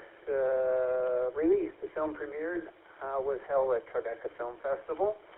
Acquired distribution rights. The theatrical release was January 19th. The critical response review aggregator website Rotten Tomatoes gave it 61% out of 169 critic reviews as positive for an overall rating of 6 out of 10. The website's concessions reads, elevated by an appealing cast, I.S.S. wrings effective, albeit familiar thrills out of a character-driven drama in a claustrophobic setting. Metacritic, which uses a weighted average, assigned the movie a score of 53 out of 100 based on 36 critics, indicating mixed or average reviews. Audience polled by CineScore gave the film an average grade of C- on an A+ to F scale, while those polled by Post-Track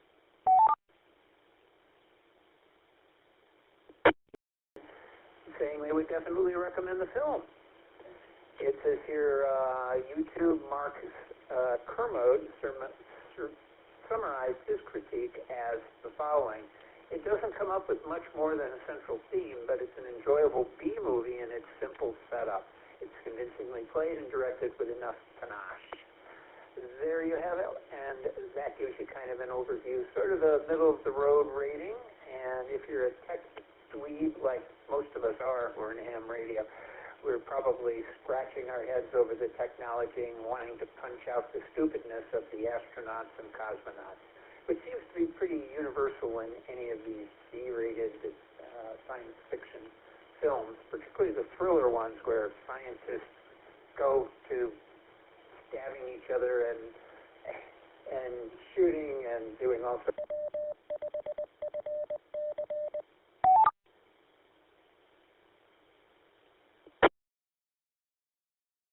The game is played. We go ahead and take check-ins. You can check into this net even if you haven't seen the movie. We will ask you questions about whether you want to see it or if you'd recommend something that's similar or something that you would like to see or discuss sometime. So you are a part of the conversation as well. If you did see the film, of course, we want you to talk about the plot, the characterization and acting, and then any of the special effects along the way. That's in 3 rounds, with the first round being check-ins, so a total of 4 rounds. So here we go. I'm going to take check-ins. Please come to your call sign name, and did you see tonight's movie, I.S.S. from 2023? Here we go.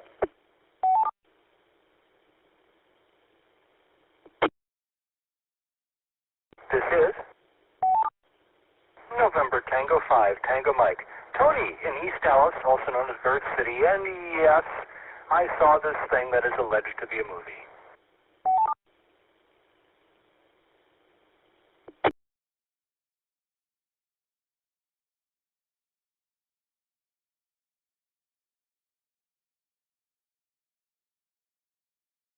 November Victor 5, Foxtrot, Virginia. Yes, I saw this movie.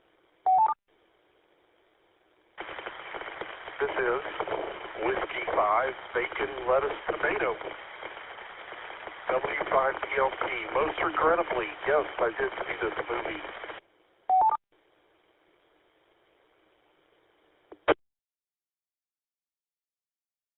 Kilo Bravo 9, Sierra Oscar Kilo, Sean, Fort Worth. Yes, I did see this movie is.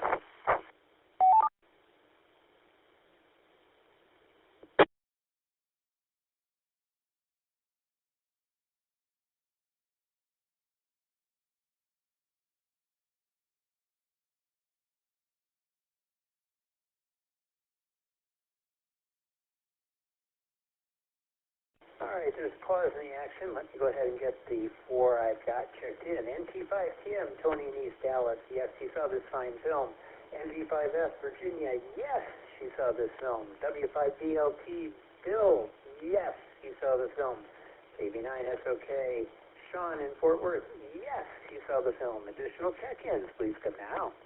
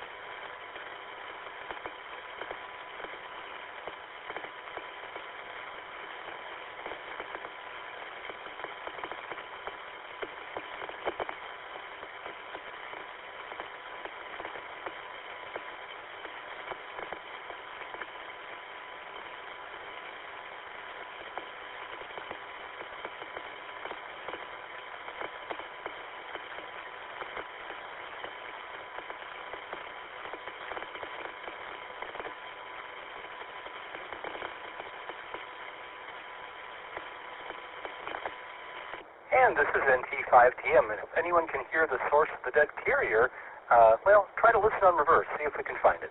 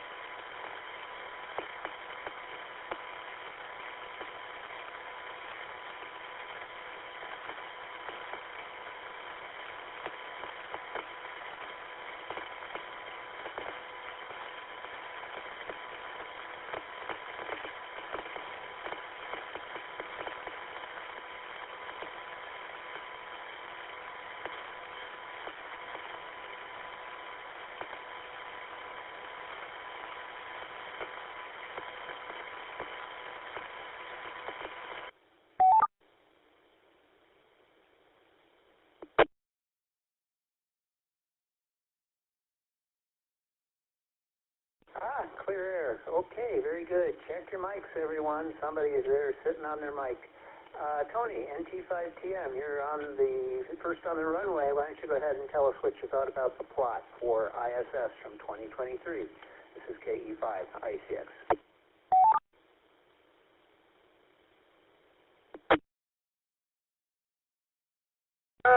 Nothing good. I'm shocked that it got mixed reviews and people gave it a C-.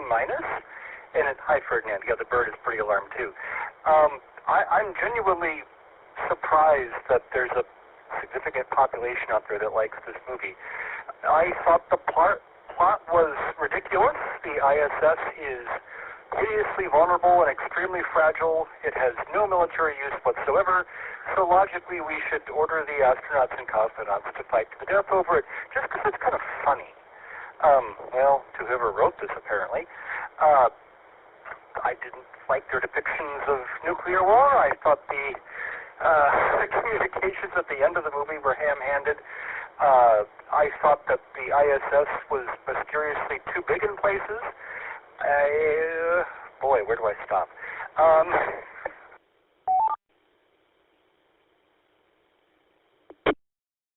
I guess I should save some insults for the characters later, but I've basically just found the setting and the plot to be so unbelievable that I could not suspend my disbelief.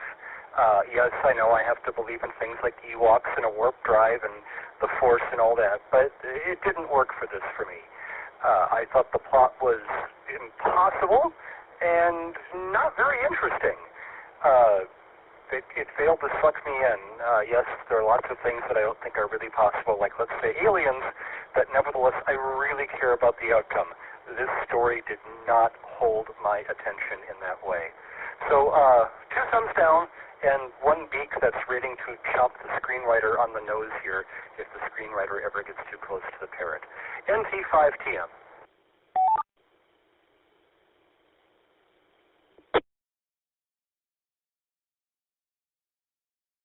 All right, thank you, Tony. Tony's kicked it off with not that good. Okay, next up is Virginia, NV5F of Virginia. Are you going to take it from not very good and absurd to something better or worse from KE5, ICX?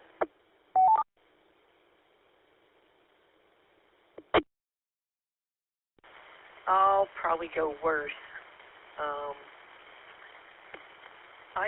There was a reason for all that fighting to the death. It wasn't very well defined, and I think they wanted it to kind of be a reveal.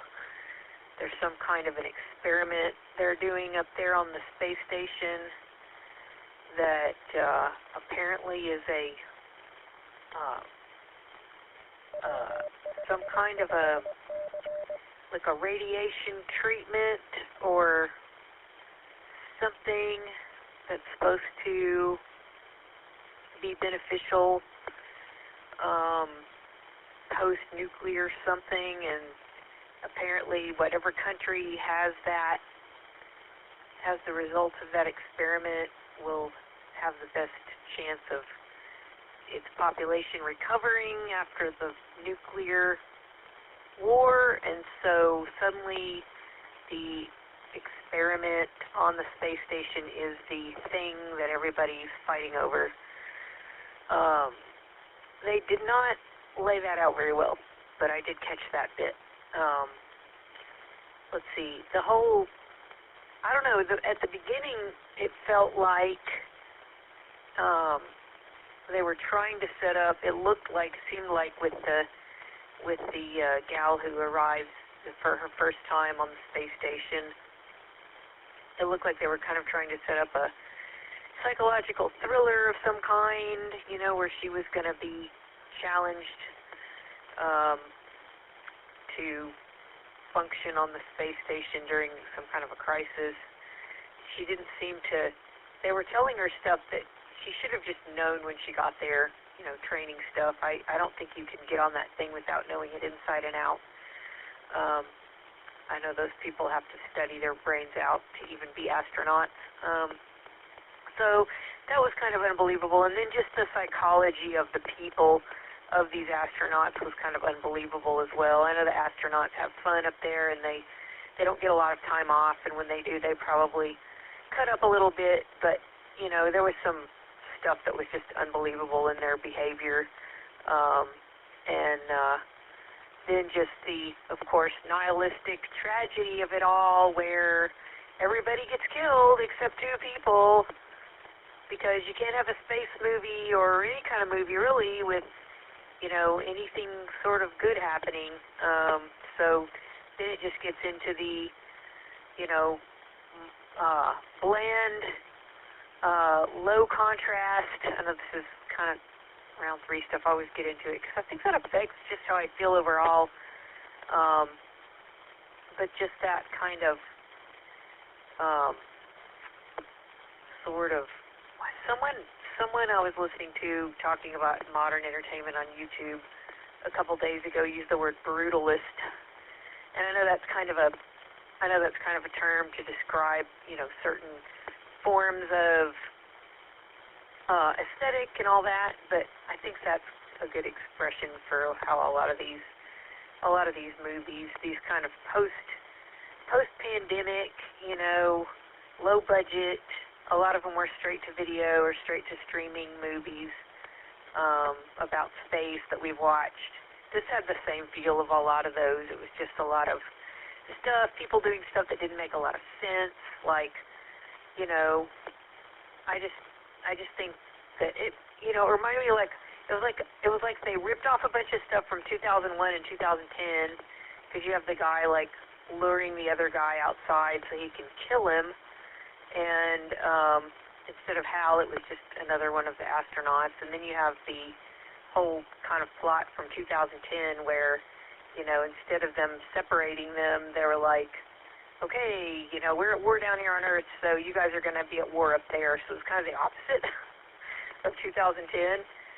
When really, in both cases, I think it would have been like, hey, I think we've kind of got this sort of understanding that when there's people in space doing space things, they're kind of, you know, they're exempt from all of our stuff down here on Earth. You know, they have to preserve themselves, and they have to think about just the general greater good of everybody, and it's kind of, you know, all those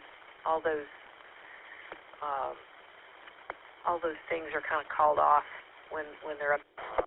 It didn't make a lot of sense, you know, except they did, you know, kind of make up the whole thing of there happens to be some experiment up there that's gonna, you know, save one side or the other, so whatever side gets control of it will take it back down to Earth and, you know, save the, you know, help. It's supposed to help cure people from radiation or something. I can't remember exactly what it was, but anyway, you know, lots of fighting, and then you have the twist where Gordon, they, you know, they're, oh, he's dead, and I knew he wasn't dead because they were just so quick to go, oh yeah, he's dead. He's out there, and something crummy happened to him, and, you know, they just, you know, wanted to say he was dead, so maybe hopefully he would just run out of air up there and die or whatever, and he comes back, and the Russian guy helps rescue him. I kind of like that part. I like that there was one Russian guy who was, like, a pretty good guy, and then the Star Trek uniform guy, he was kind of, he seemed like, it seemed like everybody was psychologically unstable except for, you know, the 2 people that survived. But then, you know, you don't know where they're going to land, and what's the, and yeah, I didn't like it. It was just, the stakes weren't interesting enough. I mean, I stuck with it. I wanted to see what happened, but I knew it was going to be something like that, like, choose your own adventure ending. Now you've got to decide what you think happened, and that seems to be how these kind of movies end most of the time anymore, is that there's a bunch of people die, and it's sad, and blah, and then they don't really show you what happens, you know, at the very end. You have to kind of think about, or, you know, imagine what you think is going to happen. So, oh well, back to net, MV5F.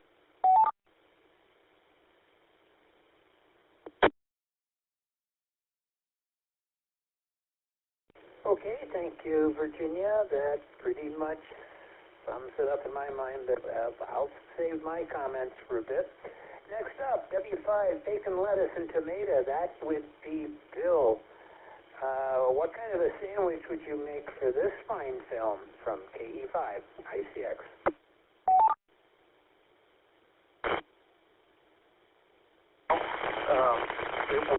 It would not be a good sandwich. I didn't like this movie for several reasons. One is, yeah, they wouldn't be showing the new person all this stuff and explaining how it works. And then, oh, that hum you hear is the life support system. If you don't hear that hum, that means you need to be worried. What else? They were talking about the backgrounds of people and their families, and if they had a, spouse or husband.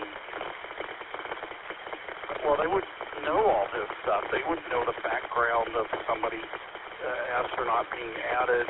I found that part hard to believe, that you wouldn't know about the family that they have and, study, know the person that you're with, and it's like they just...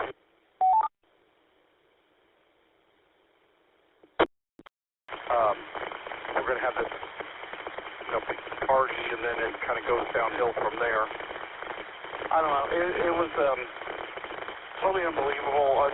Within the, I guess, the flashes that they see, and, half the world is getting nuked or something, and then they want to close the windows. I thought that was interesting, too, because you got this nuclear war going on, and at the end they're saying, this is the United States, we're ready to assist any Americans, are you guys alive up there, or something to that effect. And that was unbelievable. I would tend to think that if you had a big full-scale nuclear war, that would affect communications, and they wouldn't be able to assist at all. Yeah, I don't know. It was just unbelievable. And it was unbelievable that astronauts would turn on each other like that again. They would be trying to help each other, I would think, and they would be trying to get the space station back in orbit. And I'm surprised that you could get anything out of this dialogue. I know this is the next round. They whispered a lot. And, that took a lot away from me when you keep having to control the volume because the music gets too loud, and then they whisper. Hard to understand, and I know that's in the next round, but when you have a stupid plot and then you do stupid stuff like that, it's just a stupid movie. W5BLT, that's all I got.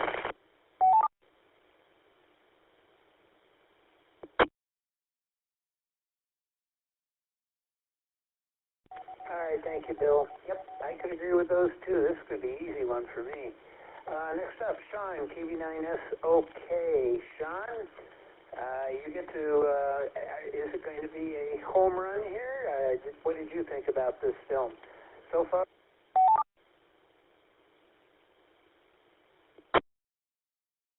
Yeah, this is KV9S. Okay. Yeah, no, I feel the same as the others. This was pretty bad. I was real disappointed when you announced we was going to watch the I.S.S. last week. Initially, my thoughts were, oh, that'd be fun. It's probably some kind of movie about the I.S.S., a biography or something. And then after reading, the first line of the description, it was like, oh, no. So I knew right then it probably wasn't going to be all that good. And so, yeah, the movie definitely started out not good. And as everybody's already mentioned about the, showing them around, telling them stuff they would have already known. You knew within seconds, as soon as is already brought up about them talking about the life support, you knew at some point that was going to go offline. This movie is just so predictable. Anytime they point something out like that, you knew it was going to be bad. And then the moment you saw that first explosion on Earth, you knew at that point what kind of movie this was going to be. You knew it was going to, as soon as that happened, I thought, okay, the next thing that's going to happen is they're going to try to kill each other. So it was just so predictable. There was nothing at all, because you knew that was going to be the case too, just because they made such a big deal in the first scene, where they're all drinking together, talking about how they work together and how great it is, the two countries working together, and then the whole, speech about, once you see Earth from space and you realize that we're all one people, and, they made so much of that, you knew that it was going to flip and they was going to do a 180. And I agree with everybody. I think if there ever was a nuclear war, I don't think that they would have turned on each other. I do believe they would have definitely tried to help each other figure things out, what was going on. And then, as everybody's already mentioned, the reason, the space station was fallen was complete trash. There was so much of it that was, occasionally there was a scene that looked like, that looks like the I.S.S., and other times, yes, I agree with Tony, it looked like it was twice as big as what it actually is. This thing was the size of the Enterprise at times, it seems like. They could get away from each other, and, it's like, I'm not an expert, I'll be honest, I've never looked at every section of the I.S.S. online, but I'm pretty sure it's not quite that roomy, just for some of the shots I've seen. This was just your basic suspense. I really want to call it a horror movie, but it falls into that genre of, tried to be suspenseful, what's going to happen next, but it was all so predictable. I do agree, I do kind of like the one Russian guy that did finally stand up and do the right thing. The American girl was okay. I did like the Russian girl okay. Those were about the only three people that maybe slightly cared about it all, but this movie was just so bad, I was really just ready for it to be over. Just extremely boring and just so predictable, just really bad. I thought this was a huge waste of this nice set. They had an I.S.S. set. Make a good movie. Very, very disappointed in this one. Just a dumb, cheap movie. Anyway, back to that. KB9S, okay.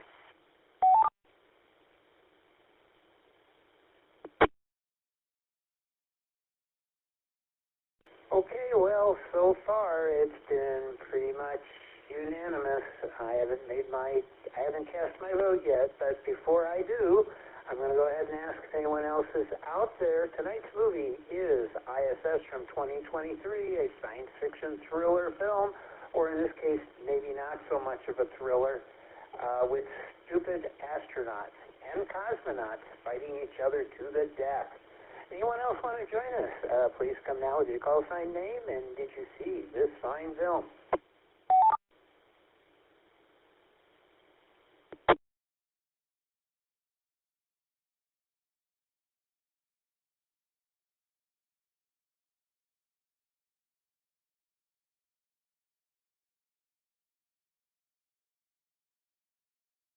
Man, even Chaz said he was going to show up for this, and then he scooted out of here.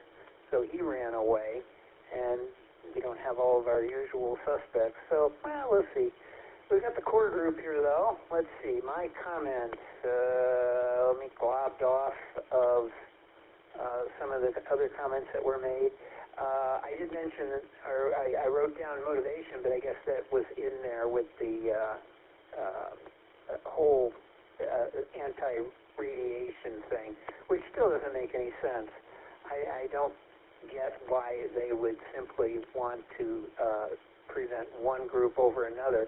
If it's been mostly annihilation on Earth, I don't think anybody's going to want to come back and say, let's keep fighting this thing through. That doesn't make any sense. But, well, who cares? They had to have something, a reason to fight for, I guess, a motivation for them to go against one another. These guys and gals are scientists. They're not out there. They're the ones that got stuck in lockers when they were growing up, right?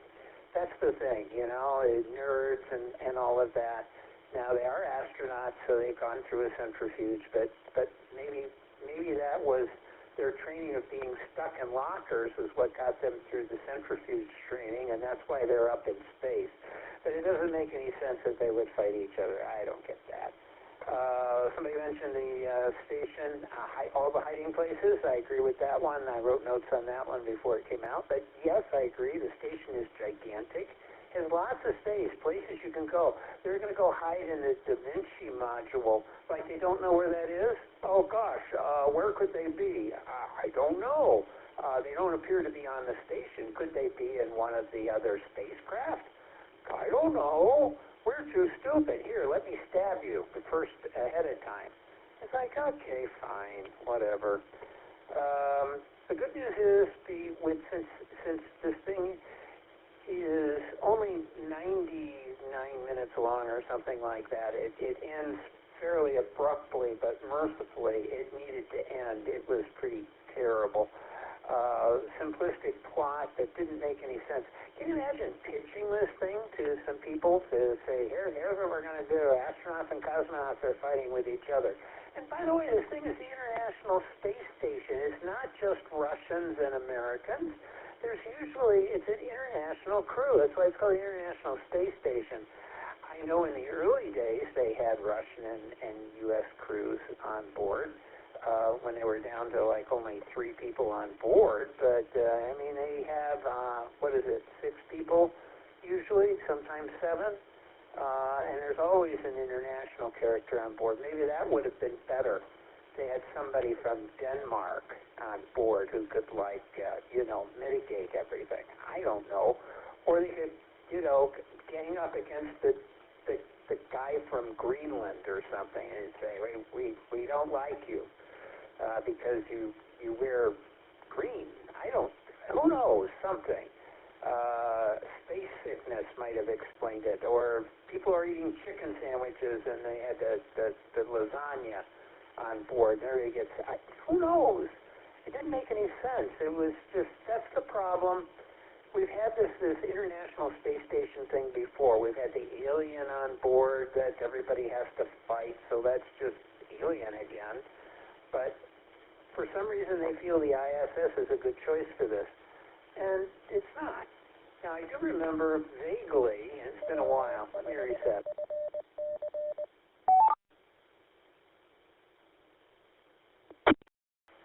Good evening. Time is 11 p.m. One of the early ones, one of the LMAS units, I think in the 60s, where it Node 5, 5, 5, 1, had to be abandoned, and they had to go back to the station. And that had a lot of, it was a ship in the bottle type story. Everything was on board the station or on the Soyuz, and they discussed, the dangers of doing that, and it was quite well done, I thought. That might have been something they could have done, but I don't know if it would have worked. It certainly wouldn't have been a science fiction thriller of any sort. And I think the audience is basically, teenage boys that are looking to see people get beat up, I guess, in space, for that brutalism that Virginia was talking about. Maybe that's the audience they were looking for. But the thing is, you look at it, budget was $13.8 million, box office was $6.6. They didn't make any money. Now, we'll get into the acting. The only thing that kept it fairly interesting were the actors in this thing, and that was it. If we didn't have the dedication of these actors, I don't think any of us would have sat through this thing. It would have been one of our really horrible B-rated movies.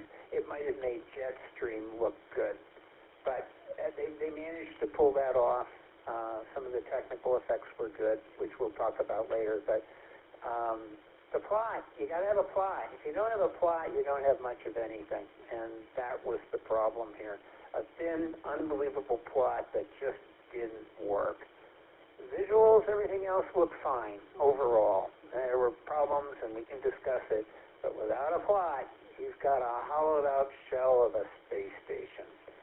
Okay, that's it for me on that one. I think I got all my notes. Station hiding places, multiple political dust-ups. Yeah, I think I talked about that. I got all my notes. Okay, we'll go back up to the top where we will now discuss the acting, actors, and characterizations, starting with Tony, NT5TM. Tony, your thoughts from KE5, I.S.S.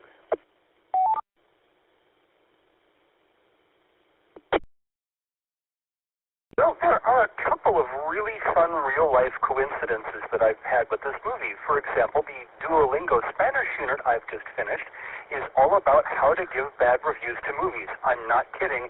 That's what the entire topic was. Like, how do you say the plot was quite bad, or the actor did not act well? Now I can say that in Spanish. Yeah, congratulations, and I have things to practice about. I've been listening to a space-related podcast called Two Funny Astronauts, done by two retired astronauts, Mike Massimino and Garrett Reisman. And they were just talking in this past episode about their experiences. One of them had left NASA to work at SpaceX, and the other was still at NASA, of dealing with a wandering group of television producers pitching the idea of a reality show about a one-way trip to Mars. At NASA, they never got very high up. They just kind of made people in the astronaut office chuckle, and they were told to go away. At SpaceX, they were actually able to get a meeting with the chief operating officer, who explained that a one-way trip to Mars is something that, for liability and branding reasons, they would never consider. Would you please stop using our trademarks in your promotional materials for our show? And then the retired astronaut launched in and said, I'm a retired astronaut. I've sat on crew selection boards, and let me tell you, we don't pick like people like this to go into space.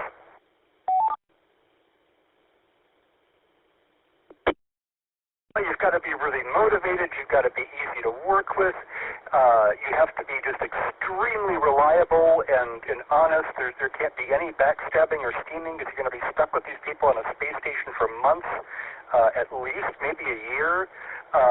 So he's like, I wouldn't let Snooky in the cockpit of my airplane, never mind on a spacecraft. And I thought of that critique when I watched this movie, because these were just characters who could not conceivably be astronauts.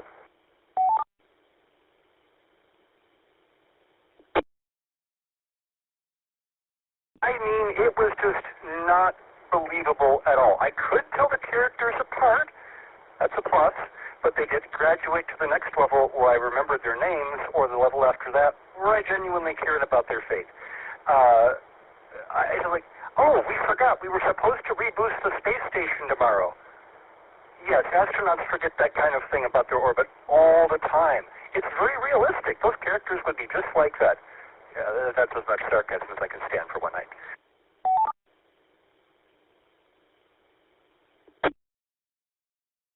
At the very end of the movie, they re-enter into a nuclear holocaust world, and they don't even know where they're going, or at least they claim they don't know where they're going. The astronauts are like that too. They don't really care. They're not people who worry about the future, or mission assurance, or crew safety, or where they're going. Astronauts are just not like that. They just go wherever the fancy takes them.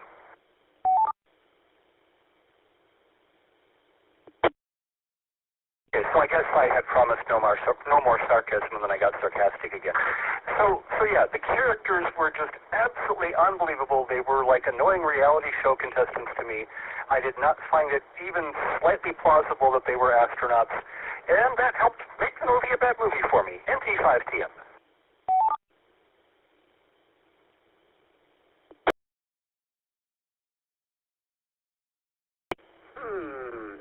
I sense sarcasm in this force. Okay, all right, Tony, I get you. I hear you. Okay. I just don't care about astronauts anymore. Okay. And you've been listening to that podcast for too long. I wrote it down, Two Funny Astronauts. I'm going to go check that out. Mike M is always fun to listen to, so I'll check that out. All right, next up is Virginia, NV5F. Virginia, what do you think about our astronauts and cosmonauts and the acting and all that jazz from KE5, I.S.S?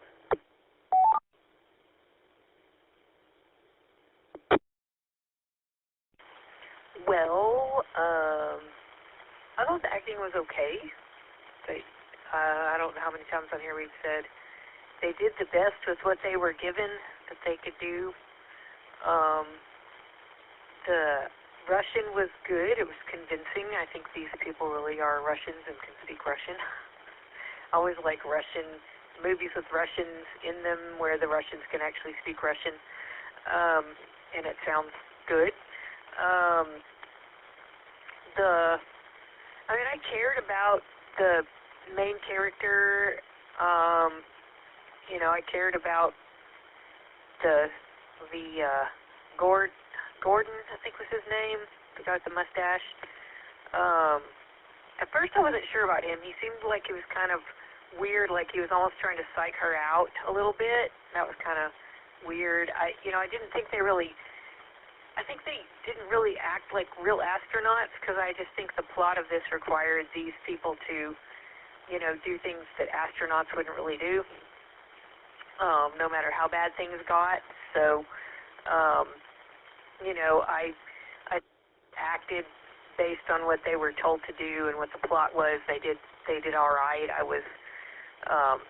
didn't feel like really emotionally involved, but I at least kind of wanted to see what happened, and it was fine. It wasn't terrible acting. It was just not great material. And what Bill said earlier, that's a common problem in modern movies now, is that everybody's trying so hard to be realistic and subtle that they don't, you can't hear what people are saying half the time.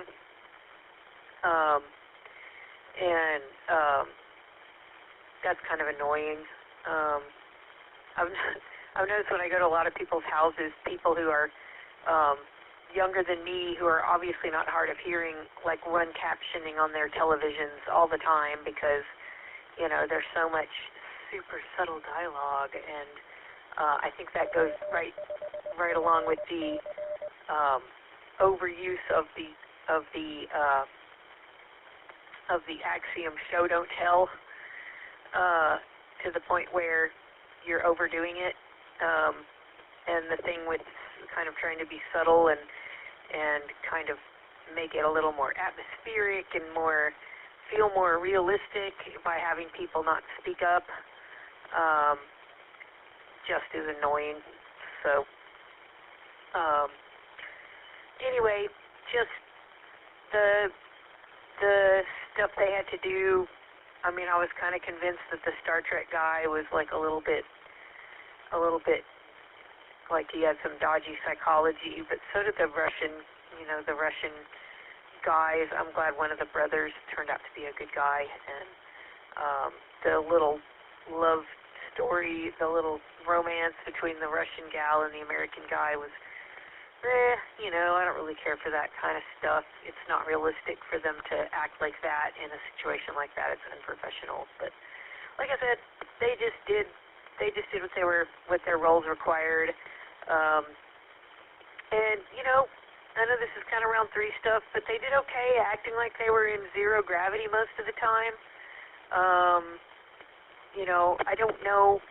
There's so much use of green screening and that kind of stuff, and virtual sets, and I think this set was practical, but they use so much of that kind of stuff now, it's hard to tell even what's really going on, and it does seem like there's always a lot of green screen because everything just seems kind of murky and green all the time. But anyway, that's round 3 stuff. So, but yeah, they were okay actors, and like you said, they've been in other stuff, and the Russian was good, and I was convinced that I was frustrated that everybody's killing each other, so they seemed to do a good job of acting like they were killing each other and fighting and being paranoid and stuff. So I found the movie kind of nerve-wracking, so they must have been doing okay. Back to net in V5F.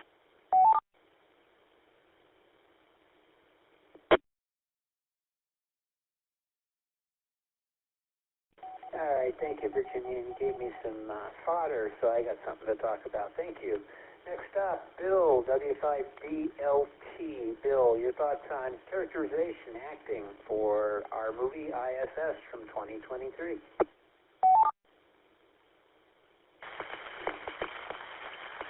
Well, you would think with 6 people I could remember names. and that I would care about any of these people, at least one, but I didn't care. And again, I know this is third round, but because the dialogue was sometimes hard to pull out, and I had to strain at times.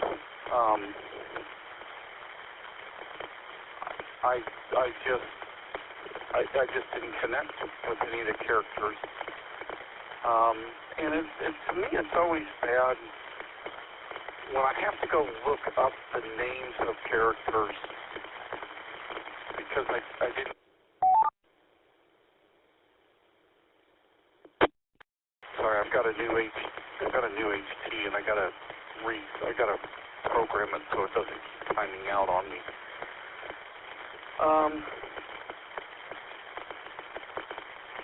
Yeah, I suppose also, you know, I have a disadvantage with the characters being blind,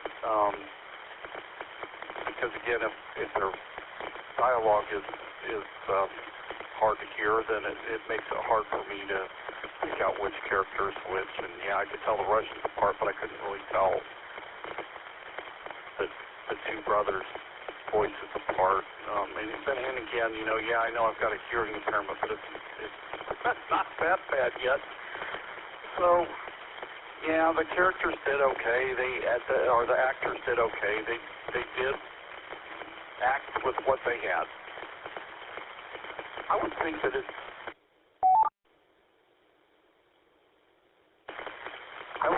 it's disappointing to be an actor or actress, and you know, you have these big dreams of starring in a movie. You get to star in something like this. How do you explain that to your friends and family?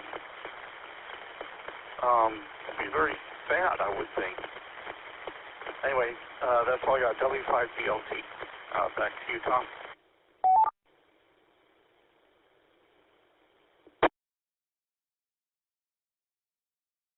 Okay, thanks, Phil. Moving on to Sean, KB9SOK. Sean, tell us about characterization and acting. What are your thoughts?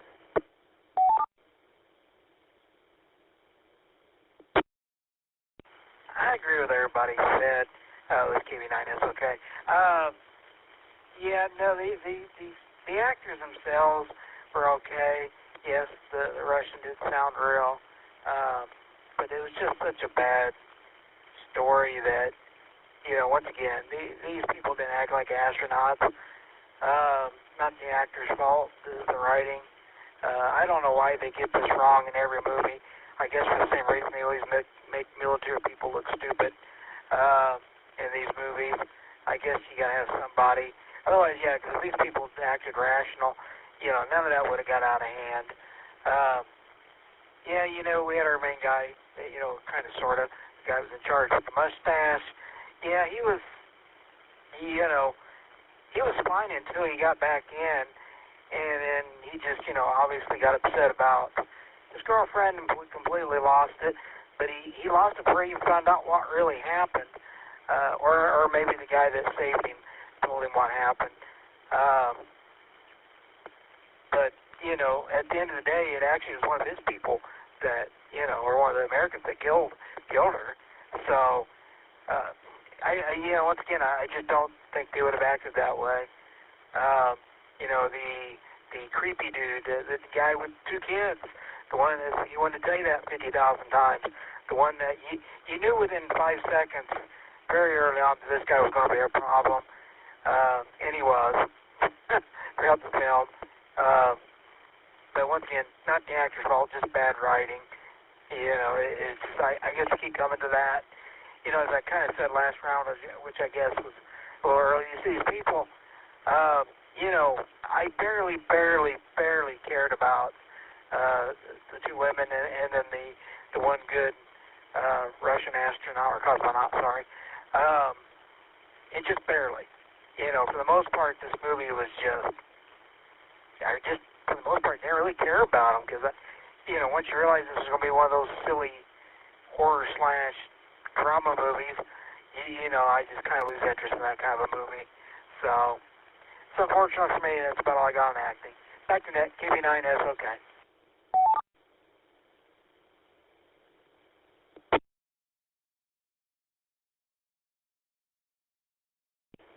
All right, thank you, Sean. Yeah, I think we get another one of those 3 strikes and you're out, and no men left on base type of thing. Let me go ahead, and we're at the bottom of the list. Anyone else want to join us? Come now.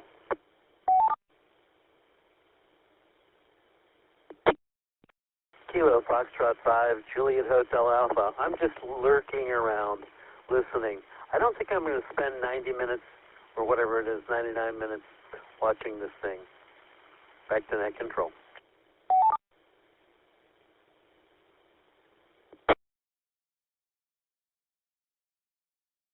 You were out there. All right, Chaz. Well, yes, you can go rest your voice. I know we did the lion's share of the net this evening, and you're probably tired, and the cat wants to be paid attention to, and all of that. So, okay, that's fine, and that's very wise on your choice. Any movie that is a thriller on the International Space Station is going to be pretty terrible. That's all there is to it. So far, they have been. I think there's been 2 that they've made with the I.S.S, and both of them suck. And this is one of them. But at any rate. Okay, my comments. Acting-wise, I agree with Virginia. I think everybody in this thing did as much as they could with this film. The Russians were real Russians. At least 2 of them were. That Masha Mashkova and Costa Ronan, I got the guy wrong. Costa Ronan is the one that's actually in For All Mankind in season 5. He plays the administrator, the Russian administrator on the Mars base in 2010 when we have a Happy Acres there. Which, by the way, if you've not seen the series, every season just gets better and better on What If, where history changes with Apollo 10, and now Star City just came out here, and 2 episodes on Friday, and it explains the change where Korolev actually lives rather than dies and is able to complete and successfully land Russians on the moon before the Americans. And I understand I have yet to see the episodes, but it's a real thriller. And I say this for a couple of reasons. One, if you're going to do a thriller, do it right. I'm not sure that the International Space Station is a good venue for that. For All Mankind, of course, is a continuing series, so your characters get a lot of depth and you get a lot of time to tell stories. But the venues on both of those, one is the secret society of Soviet Russia and them going against backstabbing each other is more plausible because that sounds like office politics with knives. And then the Mars base where everybody's stuck there, and they're there not necessarily by design but for financial gain, and everybody has their own thing going on, but there's an airless environment out there that they've got to deal with as well. So they're cooped up in a tin can and really not necessarily the best trained or are wore out over time. This we don't have. Now perhaps with that kind of an idea, they have launched into maybe this Holocaust happening earlier, and somehow or another the I.S.S. is somewhat self-sustaining, or they've got enough stuff on board, sort of like a lifeboat of sorts, where they're trying to figure out how to get back to Earth and when, and the indecision that might go with that. That might have been interesting. I think that was done in another series. The 100, I think, did something like that, although that was another big series. So I don't know. That might have worked in a way if they had changed the motivations rather than something on board the station, the reasons to get off the station and back to Earth, and the clock is ticking, and who's going to go, and how are they going to do it, and can they agree, and what supplies are going with whom, and that. But even then, these are scientists. The answer is to change the motivation with I.S.S., or the other motivation would be to just change the venue. Change it to something that's more palatable with, say, for all mankind, a fictitious space station in the future with this Holocaust thing happening, and how they would handle it with a lot more supplies, with a lot more people, with a lot more ideas and mix of people, Babylon 5 style or something. I don't know. I just think that this was too limited of concept, and the actors didn't have enough to play off of incredibly to make it work, because the backgrounds, these people are elite. Now, saying that, I will make one other comment. I did make some notes and I didn't get to them. Here it is.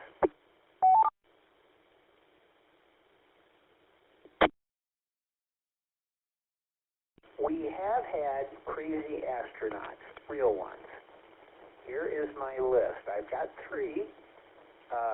Story Musgrave, who was part of one of the Apollo astronaut corps group that ended up flying on the shuttle. He's still around, and he's a motivational guy and has several successful businesses, and he's extremely smart. And I think he's liked, but he's pretty severe attitude. He believes certain things, and that's the way it is. Ed Mitchell from Apollo 14, the guy who did all the ESP stuff, he was a little on the crazy side. Buzz Aldrin, I've met him. He's crazy. He's just plain crazy. I read his book. One of the first astronaut autobiographies I wrote was Return to Earth, and his emotional issues he had after the Apollo 11 mission. So he's always been a little crazy. Of course, he's in his 80s now, so he's just made crazy naturally. As you get older, you kind of lose it a little bit. And he's definitely that. Interesting guy? Absolutely. Entertaining? Yes. Would you trust him to drive his own car? Probably not these days. But in each case, there are some character flaws that astronauts have. Who the hell gets on a vehicle that can explode at any second? You got to be a little on the nuts side to do that, I guess. So, I don't know. There have been exceptions. How you could credibly bring that in on I.S.S., I have no idea, because those exceptions are rare, and usually performance and the ability to think and do things under pressure outweighs some of the craziness that goes along with it. So it's a mixed bag. And there probably could be a whole discussion about that. What would be a personality type that you could credibly write in for I.S.S. that might crack a little? I don't know. Certainly not Gene Hackman from Marooned. He was nuts, and that didn't make any sense. And I like Gene Hackman, not as an astronaut, but as an actor. Okay, well, let's go around. We've got time. We can do a full third round on this one. Let's go ahead and get started. We can talk about special effects, music, technical details, all you want. We've got the time to do it. This movie might actually bode well for that sort of thing. We'll see. Starting with Tony, NT5TM. Tony, your thoughts on technical aspects of the film, or if you got anything we haven't covered, you're more than welcome to go ahead and cover that ground. From KE5, I.S.S.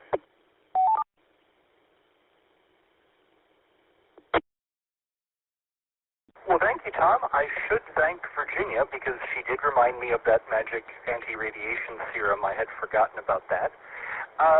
The technical elements of this movie generally seemed more adequate than the story. The sets, yes, were too big, just like airplane cockpits are always too big. Where did this long corridor come from they're fighting? And that's not on the I.S.S. But they seemed credible and reasonable. They did a good representation of how cluttered the I.S.S. is, and all these cabinets and cables and things everywhere. They represented the cupola, I don't know how to say that word, fairly well. They did a good job of shooting around zero gravity. They didn't have to invent magnetic shoes or any other subterfuge that movies often use. They did that fairly well.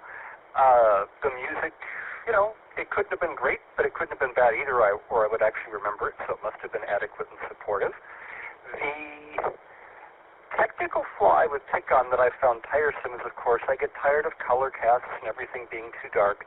And they repeatedly out the window, the Earth was often made to look like Mars, too yellow, or all red everywhere all the time. I guess just to emphasize the mood of something horrible has happened. I think it would actually be kind of eerie just how beautiful the Earth would look while millions and millions of people were still dying down there. That could have been something they hit on the tension there, but did not. So I actually think the technical elements were in most cases better than the story. Kind of sad, but that's the way it turned out. NT5 up.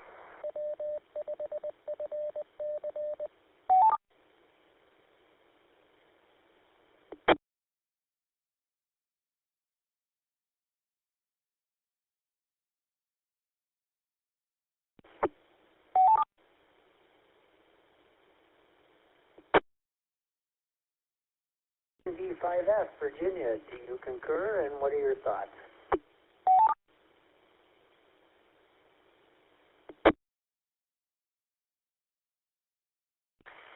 Okay, well, I tend to agree with Tony on a lot of that. The set, I noticed when I was watching it, seemed pretty, the parts that looked like the I.S.S., where they were, where their little living quarters were, and the cupola and all that, a lot of that was reproduced, I thought, pretty well, and had the feel of the I.S.S. There were parts where they were in like a storage part with all these, soft-sided containers and duffel bags, and I thought, and they got a lot of junk on there. It just seems like they had a lot of stuff. I'm sure they have, like, storage where they have to store garbage before they send it down to burn up in the atmosphere, or they have to store laundry or things that have to go back to Earth. I don't know. For someone who knows as much about space and space history as I do, I am embarrassed to say there's, I know very little about, like, the minutia of the I.S.S., and that's on me. I haven't really studied up on how things ought to be up there, but yeah, there were things about it that were, dumb, but some of that set wasn't bad, and I thought the anti-gravity, I thought the zero-G work, however they did that, was generally handled all right for a movie of this level, and I know that's always a trick, and I think, I gotta kind of make my tangent. 2001, I think, was probably the first movie to do that really, really well. Quite a few years before that, Destination Moon did an okay job. And now, the way they do anti-gravity, or zero-G, I should say, is, or microgravity is really technically what it is, or free fall, probably more technically correct. The way they do it in movies now is pretty good. Even these lower budget movies do a pretty good job of it. I have to also say the behind the scenes for Project Hail Mary talked about how the way zero-G was handled in that movie. They actually had astronauts go on the set, and they saw how crazy it was that they were portraying it, and they said when Grace was first in zero-G, and he was like spinning all over the place and bouncing off of things, and stuff was just flying everywhere, and he couldn't stop himself. His inertia was out of control, and when the astronauts visited the set, they actually said that was pretty realistic. That when you first get into zero gravity, you're basically just like, you have no idea how to handle it for a while. So, but yeah, I thought this movie did okay with it. And the dark, murky, and low contrast feel of this I didn't like, but I don't like that at all. I did kind of on principle, because I think I've seen every Star Wars movie at the theater. Went to see the Mandalorian movie over the weekend, and or earlier this week, actually. It's funny because I've never seen the show, but I was like, well, you know, it's a Star Wars movie. It'll just be something to see, and it was okay, but one of the things I would change about it is that it was too dark and too low contrast, and that's just kind of a style that is just needs to go, and I think it's going to go. What I've seen on a lot of the review videos that I've started watching on different movies is that whenever people see a movie that has contrast and color, they actually kind of freak out, and it's like they've completely forgotten. I don't forget. I see things change gradually, whether it has to do with grammar or linguistics or how movies are made or the aesthetic of things or the kind of words people use. I notice when things change, and I actually have a list of 21st century, especially since the year 2020, buzzwords and terms that I think are dumb and I won't use them, even though people will probably swear they've been around their whole lives and they haven't. So anyway, same with movies. So that's about all I have to say. Overall, I thought, you know, there were some visual effects that were okay. I mean, with computers, they can do just about anything. With green screen, they can make it look just about anything. We're so used to things looking generally good that, you know, that it's really hard to tell when they're not good anymore, you know, because everything kind of has this sameness about it. But, you know, effects were fine. The sets were pretty good in places, pretty unrealistic here and there when they needed them to be.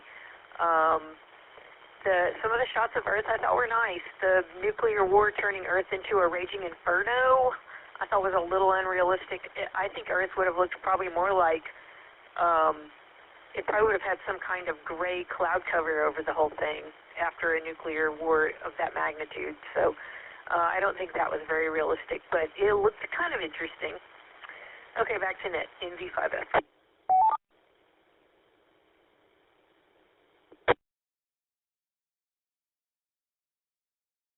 All right, thank you, Virginia. Yes, my favorite overused phrase in movies and televisions that nobody actually uses in real life is "excuse me." Anytime somebody says "excuse me," it's like 555-1212 on the telephone. It doesn't make any sense. Nobody talks that way, but everybody is written that way, saying that in some sort of, when some character says something objectionable, it's always "excuse me," or, you know, any rate, that's the one that drives me nuts. Let's see here. Next up is Bill, W5BLT. Bill, your thoughts? Special effects, I know how you feel about the sound, but what do you got for us? Or anything you want to talk about on the movie? Okay, well, excuse me, but I'm going to talk about the music for just a moment. I hated the music, honestly. Yeah, I can't remember it, but I didn't like the music because I guess it is. Some of the music today, I know I'm going to sound like my dad or my grandparents, but I don't like the music that they use in some of these movies now. I don't find it very creative, and I don't really like the horror music genre anyway. So that took away from it. The other thing that maybe because the movie was darker, but every time I tried to get it to... Sorry, I've got to fix this timer on this radio. But anyway,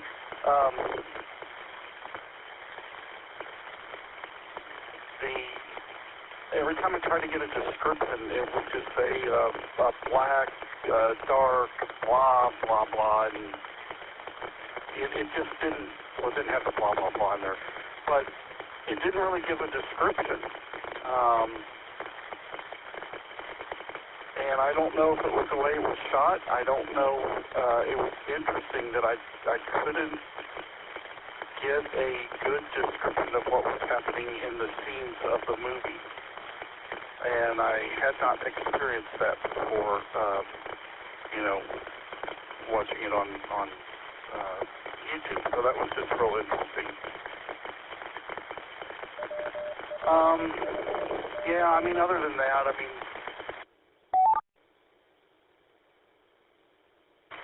I think there was some Morse code in this movie, but it didn't make any sense. I was trying to pull it out. And couldn't. So, yeah, that's about all I got. Double side guilty.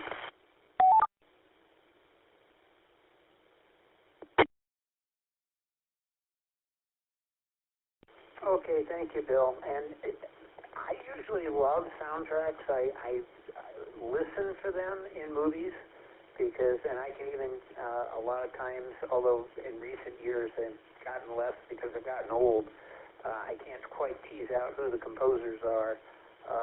This one is somebody I don't know. I don't remember a thing about the score on this movie, which is odd. Usually I will remember good or bad or indifferent. And this one, I have no recollection of the music at all. So, not sure what that means. It's a new one for me. Next up is Sean, KB9SOK. Sean, your thoughts on anything you want, technical aspects of the film or something we haven't covered, or something you just remembered, whatever you'd like to do, from KE5 I.S.S.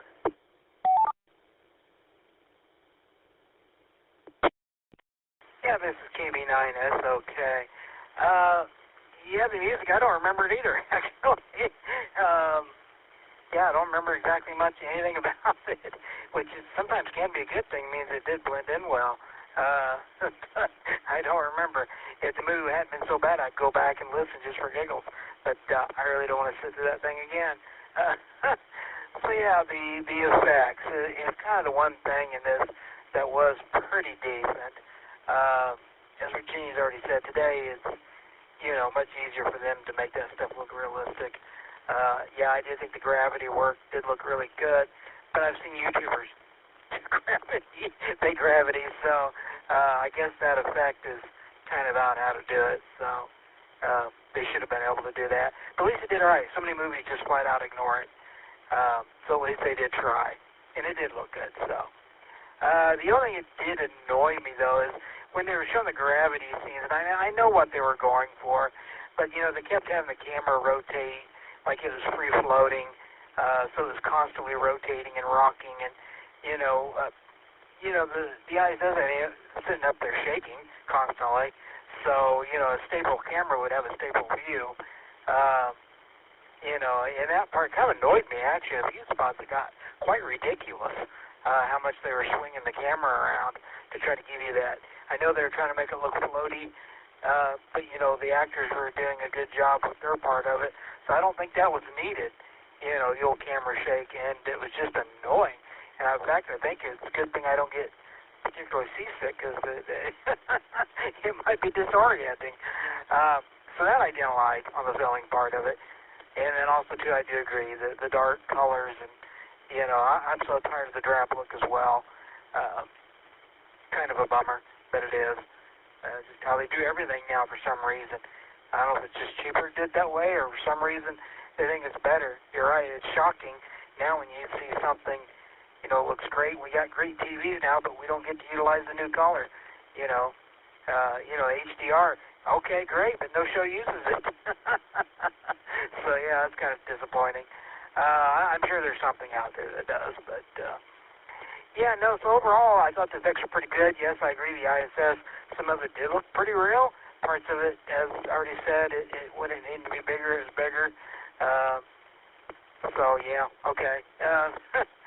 But yeah, too, I thought the burning of the Earth wasn't quite what I thought it would look like either, but I guess we don't really know what that would look like, thank goodness. But yeah, it's, all in all, the effects are decent. So that is the one positive of this movie that I guess you can give it, which keeps it from getting a 1, I guess. I guess we'll give this one a 2 out of 10, because it did at least have some decent-looking effects. Now, where I should take a half a point away is the audio. There was times it was hard to hear people, and for no good reason. And maybe it was the music that was being annoying and override. But I do remember there were times I was struggling to hear what words were being said. So yeah, once again, we talked before about this with modern movies. So yeah, that's yeah, I don't know on that, but that seems to be a running thing. So yeah, and then just for reference, Virginia, I didn't go see the Grogu movie just because I'd heard the reviews were pretty bad. But if it inspires you at all, Season 1, Season 2 of The Mandalorian is quite good. Season 3 really, really, really sucks. You will be disappointed how they ended it.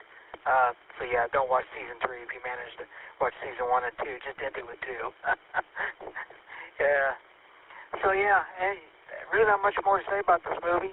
Enjoyed the conversation as always, and always looking forward to the next one. Thanks. Back to Nick. KB9S, okay.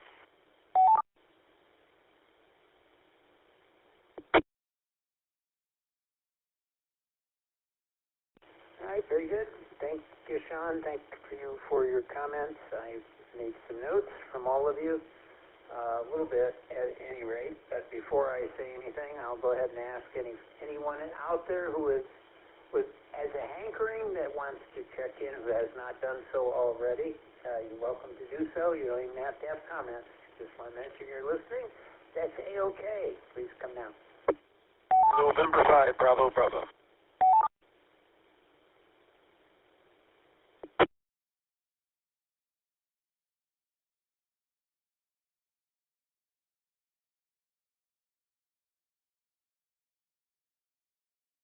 I wondered where you've been, Bill. Go ahead.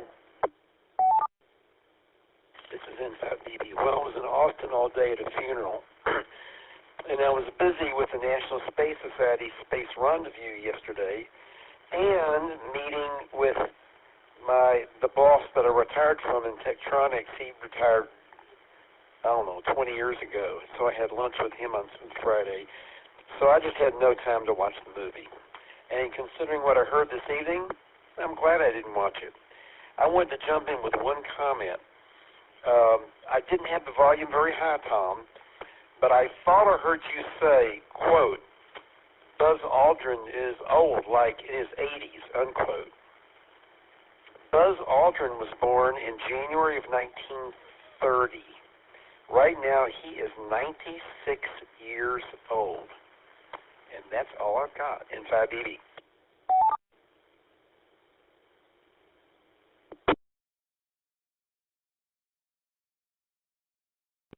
Thank you, Bill. I wondered, I figured, I was being nice. I figured he was in his 80s. Yeah, 1930 sounds just about right. So it would have been the 90s. So in his 90s. We're all getting old. Jeez, I was a kid when I watched him walk on the moon, and I'm retired, so that tells you everything you need to know. Let's see, my comments. Music. I can't comment on this one because I don't remember any of it, but one thing that really stuck in my craw a few years ago was there's a composer, Hans Zimmer. You probably know him. He's done a lot of movies through the years. The Pirates of the Caribbean series. He's best known probably for Gladiator. But Hans Zimmer actually taught a course in making motion picture and television music. And essentially what it is, it's that garbage stuff you hear in just noise. It's just kind of what they call Mickey Mouse type music, although more subtle. Essentially, you just fill out background music, and it's just one step above elevator. Here's a guy who's a great composer, incredibly imaginative, giving our next generation of music composers to come up with garbage, stuff that just isn't memorable. And I just find that so disconcerting and just such a disservice to a craft that's been around for 100 years now, and it can be so remarkable music. One of my favorite scores is Jerry Goldsmith's Rudy. You listen to that sometime, you'll go crazy. It's one of the best pieces of music, 6 minutes of music you've ever heard in your life. It's just fantastic. And to something disappear from motion pictures is just a travesty. I have hundreds of scores, maybe more than that, from motion pictures that are just fantastic. And to let that legacy die is just a terrible travesty, in my view. Let's see. Talking about dialogue and it being hard to hear, one thing I've noticed is that because we have multi-track sound at home and in theaters, that stuff's got to be set up really well. Now, they claim that they could, through technology, it will set itself up. I don't think so. Since moving here,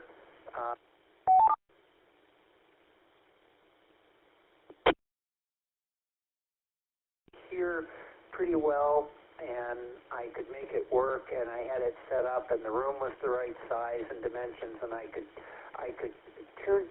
tweak it so that it worked for me. I don't have that capability here, and I don't have the patience to set it up like I did before. So I'm like everybody else. I put subtitles on, and that way then I can figure out what the hell they're saying. And this stuff, too, is leveled by the studios and the television stations and the streaming services, and so it varies.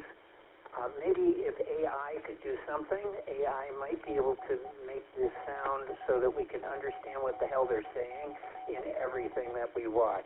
That would be a great use of AI. So take that, AI people. Let's see, Shaky Vision, yes, we've got that. I got used to it after a while. I noticed that in a TV series many, many years ago where they decided to take it off of a mount and have a camera that a person was hand-holding to give it this authenticity. I felt like I needed Dramamine the first time I watched. After about 15, 20 minutes, I got over it. I don't even notice it, and now that's such a common thing. In this movie, I didn't even notice it until it was brought out in the chat discussion.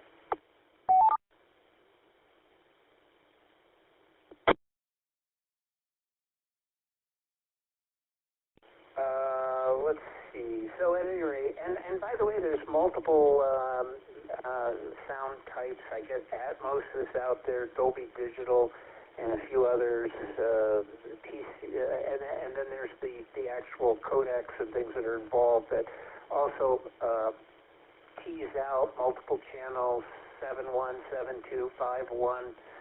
I think there's a 9.2 out there as well.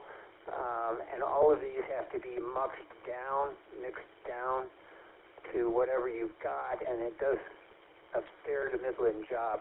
In the old days, what you had was either stereo or mono, and when you've got it to that level, there's very little you can do to mess up that sound outside of taking a knife to a speaker.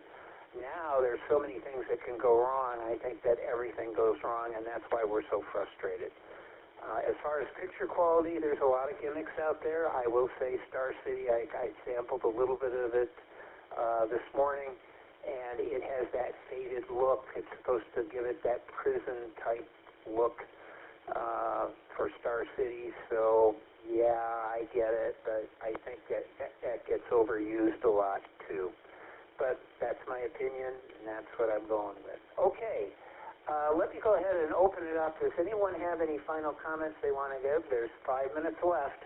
If you've got something, any final comments, come with your call sign now. NV5F.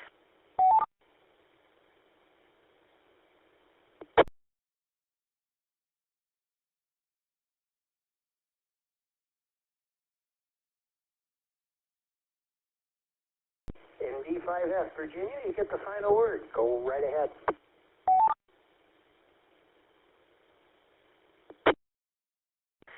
Okay, I liked your, I'm commenting, I think mostly on things you said. I liked your crazy astronaut comments.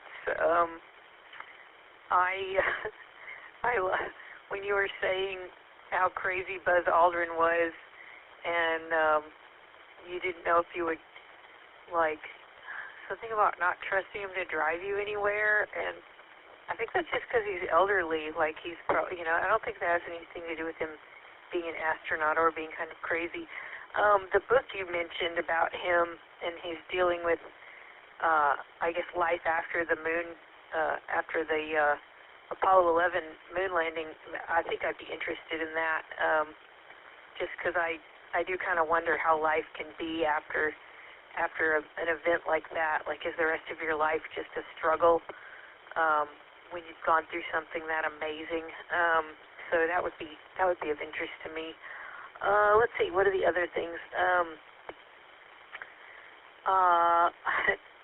Let's see. Oh, you're talking about dialogue. I agree that the sound mixes have gotten so complicated, but I do think there's kind of things go out in and out of fashion, and I do think it has become weirdly fashionable for the dialogue to be too subtle and too quiet, and maybe the mixes to be too complex. Because I mean, we've had 6 and 8 channel, movie sound for a long time. I mean, it's not like that's new. I remember the first Dolby 6-channel movie that was ever done was Batman Returns, and I actually went and saw the opening night of that at the Chinese Theater in LA when I was out there in the summer of 90. I guess that was the summer of 92. So, I just think the mixes are they're just too subtle now. I think they're trying so hard, and they've got so much technology. I think they're just trying too hard to make it subtle or realistic or something. And in fact, I think one of my major criticisms of, I sound like a broken record. I'm going to sound like a broken record again in a minute. One of my criticisms of Project Hail Mary, just kind of personally, is that there's places where the sound mix of the dialogue is just too subtle. Overall, generally, you can hear what's going on, but there's a lot of the sound design on that movie is insane. It's just got so much going on, and it's generally good. But there's places where you're like, the dialogue could just be louder. And then speaking of that, I'm going to transition right into music. You said that you could usually listen to a movie and suss out who the composer is, except all the good composers are gone, and good composing is gone, and it does stink that Hans Zimmer is kind of teaching people to just do like minimalism and mood music, which is kind of what movie music has almost been reduced to, and I hate it. And that's one of those things that changed gradually, and I've noticed it the whole time. And the worse it got, the more I hated it. And the first time I consciously remember hearing a minimalist soundtrack, especially in a science fiction movie, was the movie Gattaca. And I hated that movie. My brother loved it. It had color casting. It had minimalist soundtrack. It was dreary. It was nihilistic. It was not fun. And one of my brothers loved it, and I just could not understand why he loved it. It was just bleh. Everything from the story to the music, and that's the first memory I have consciously of hearing a minimalist soundtrack in a movie. And now there's kind of different forms of it, and I don't like any of it. And so one last time I will sound like a broken record. The score for Project Hail Mary is wonderful. It's not traditional in that they don't have character themes necessarily, but it does have a set of themes, and they all interweave beautifully, and the choral arranging on it is beautiful. It's this high, airy, heartbreakingly beautiful, vibrato-free soprano stuff that just, is amazing. And it goes from everything from like synthesized, invented sound all the way to a full-blown orchestra, in places. And it sounds more Western and conventional than even the composer of it, I think, wants to admit. It's just really good. There's parts of it that remind me of The Mission by Morricone. That's one of my favorite movie scores. And it's it's on streaming, it's on YouTube. There's so much music in that movie that the soundtrack is almost as long as the movie. I mean, the score, rather, is almost as long as the movie. The soundtrack for the movie is good. It's got a lot of really neat songs in it. Nothing makes it dated because it uses all kinds of different songs. I've run off the clock, haven't I? Yes, and I agree with you about the soundtrack to Rudy. It's amazing. Goldsmith was brilliant. And that didn't necessarily have character themes in it either, but it was traditional, and that's one of my dad's favorites. Like, he'll just listen to that one over and over and over again. And he's not really a movie score guy. So, yeah, that one is great. There's so many great scores, and it is a shame that that tradition is going away. But man, listen, get on whatever your favorite streaming service is and find Project Hail Mary. And there's some stuff in it that it's not arranged or orchestrated like John Williams or Goldsmith, but it will scream like classic movie. You'll just feel it. It's so good. So that's it for me. Lots of comments. Back to net in V5F.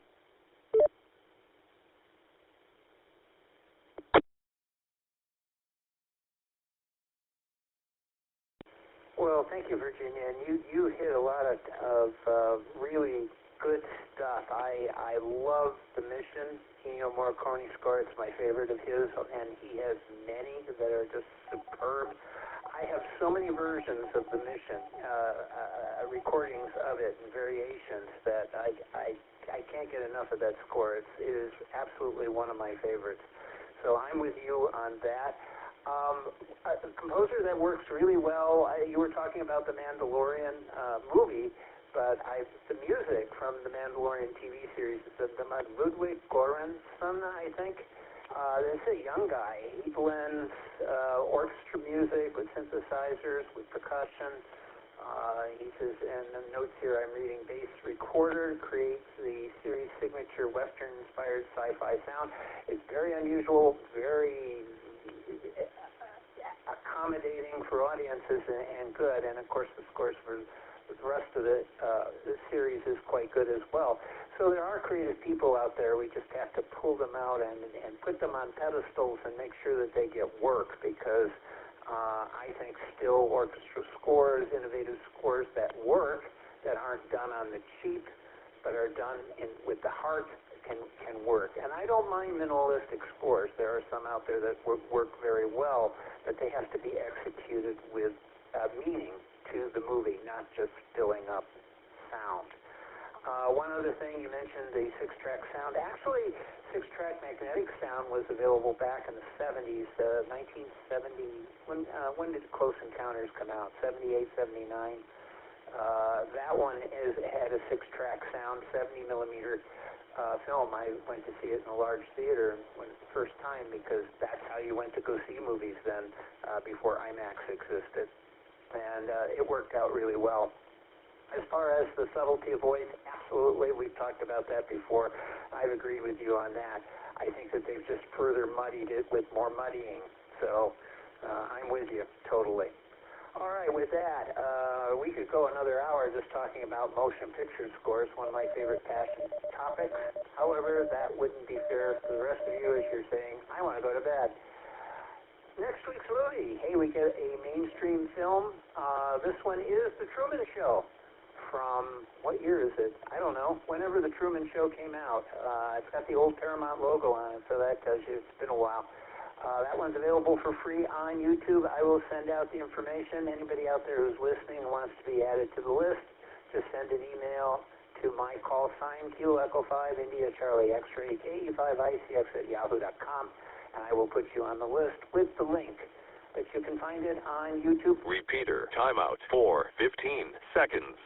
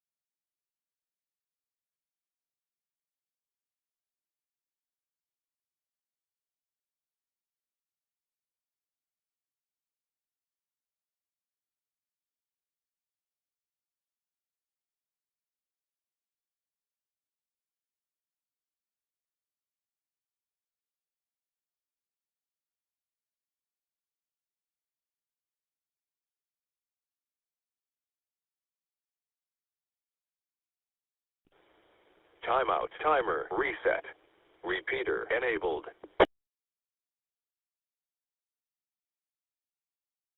Oh, I timed it out. I forgot that we were after midnight. Next week's movie, The Truman Show, over on YouTube, if it will allow us.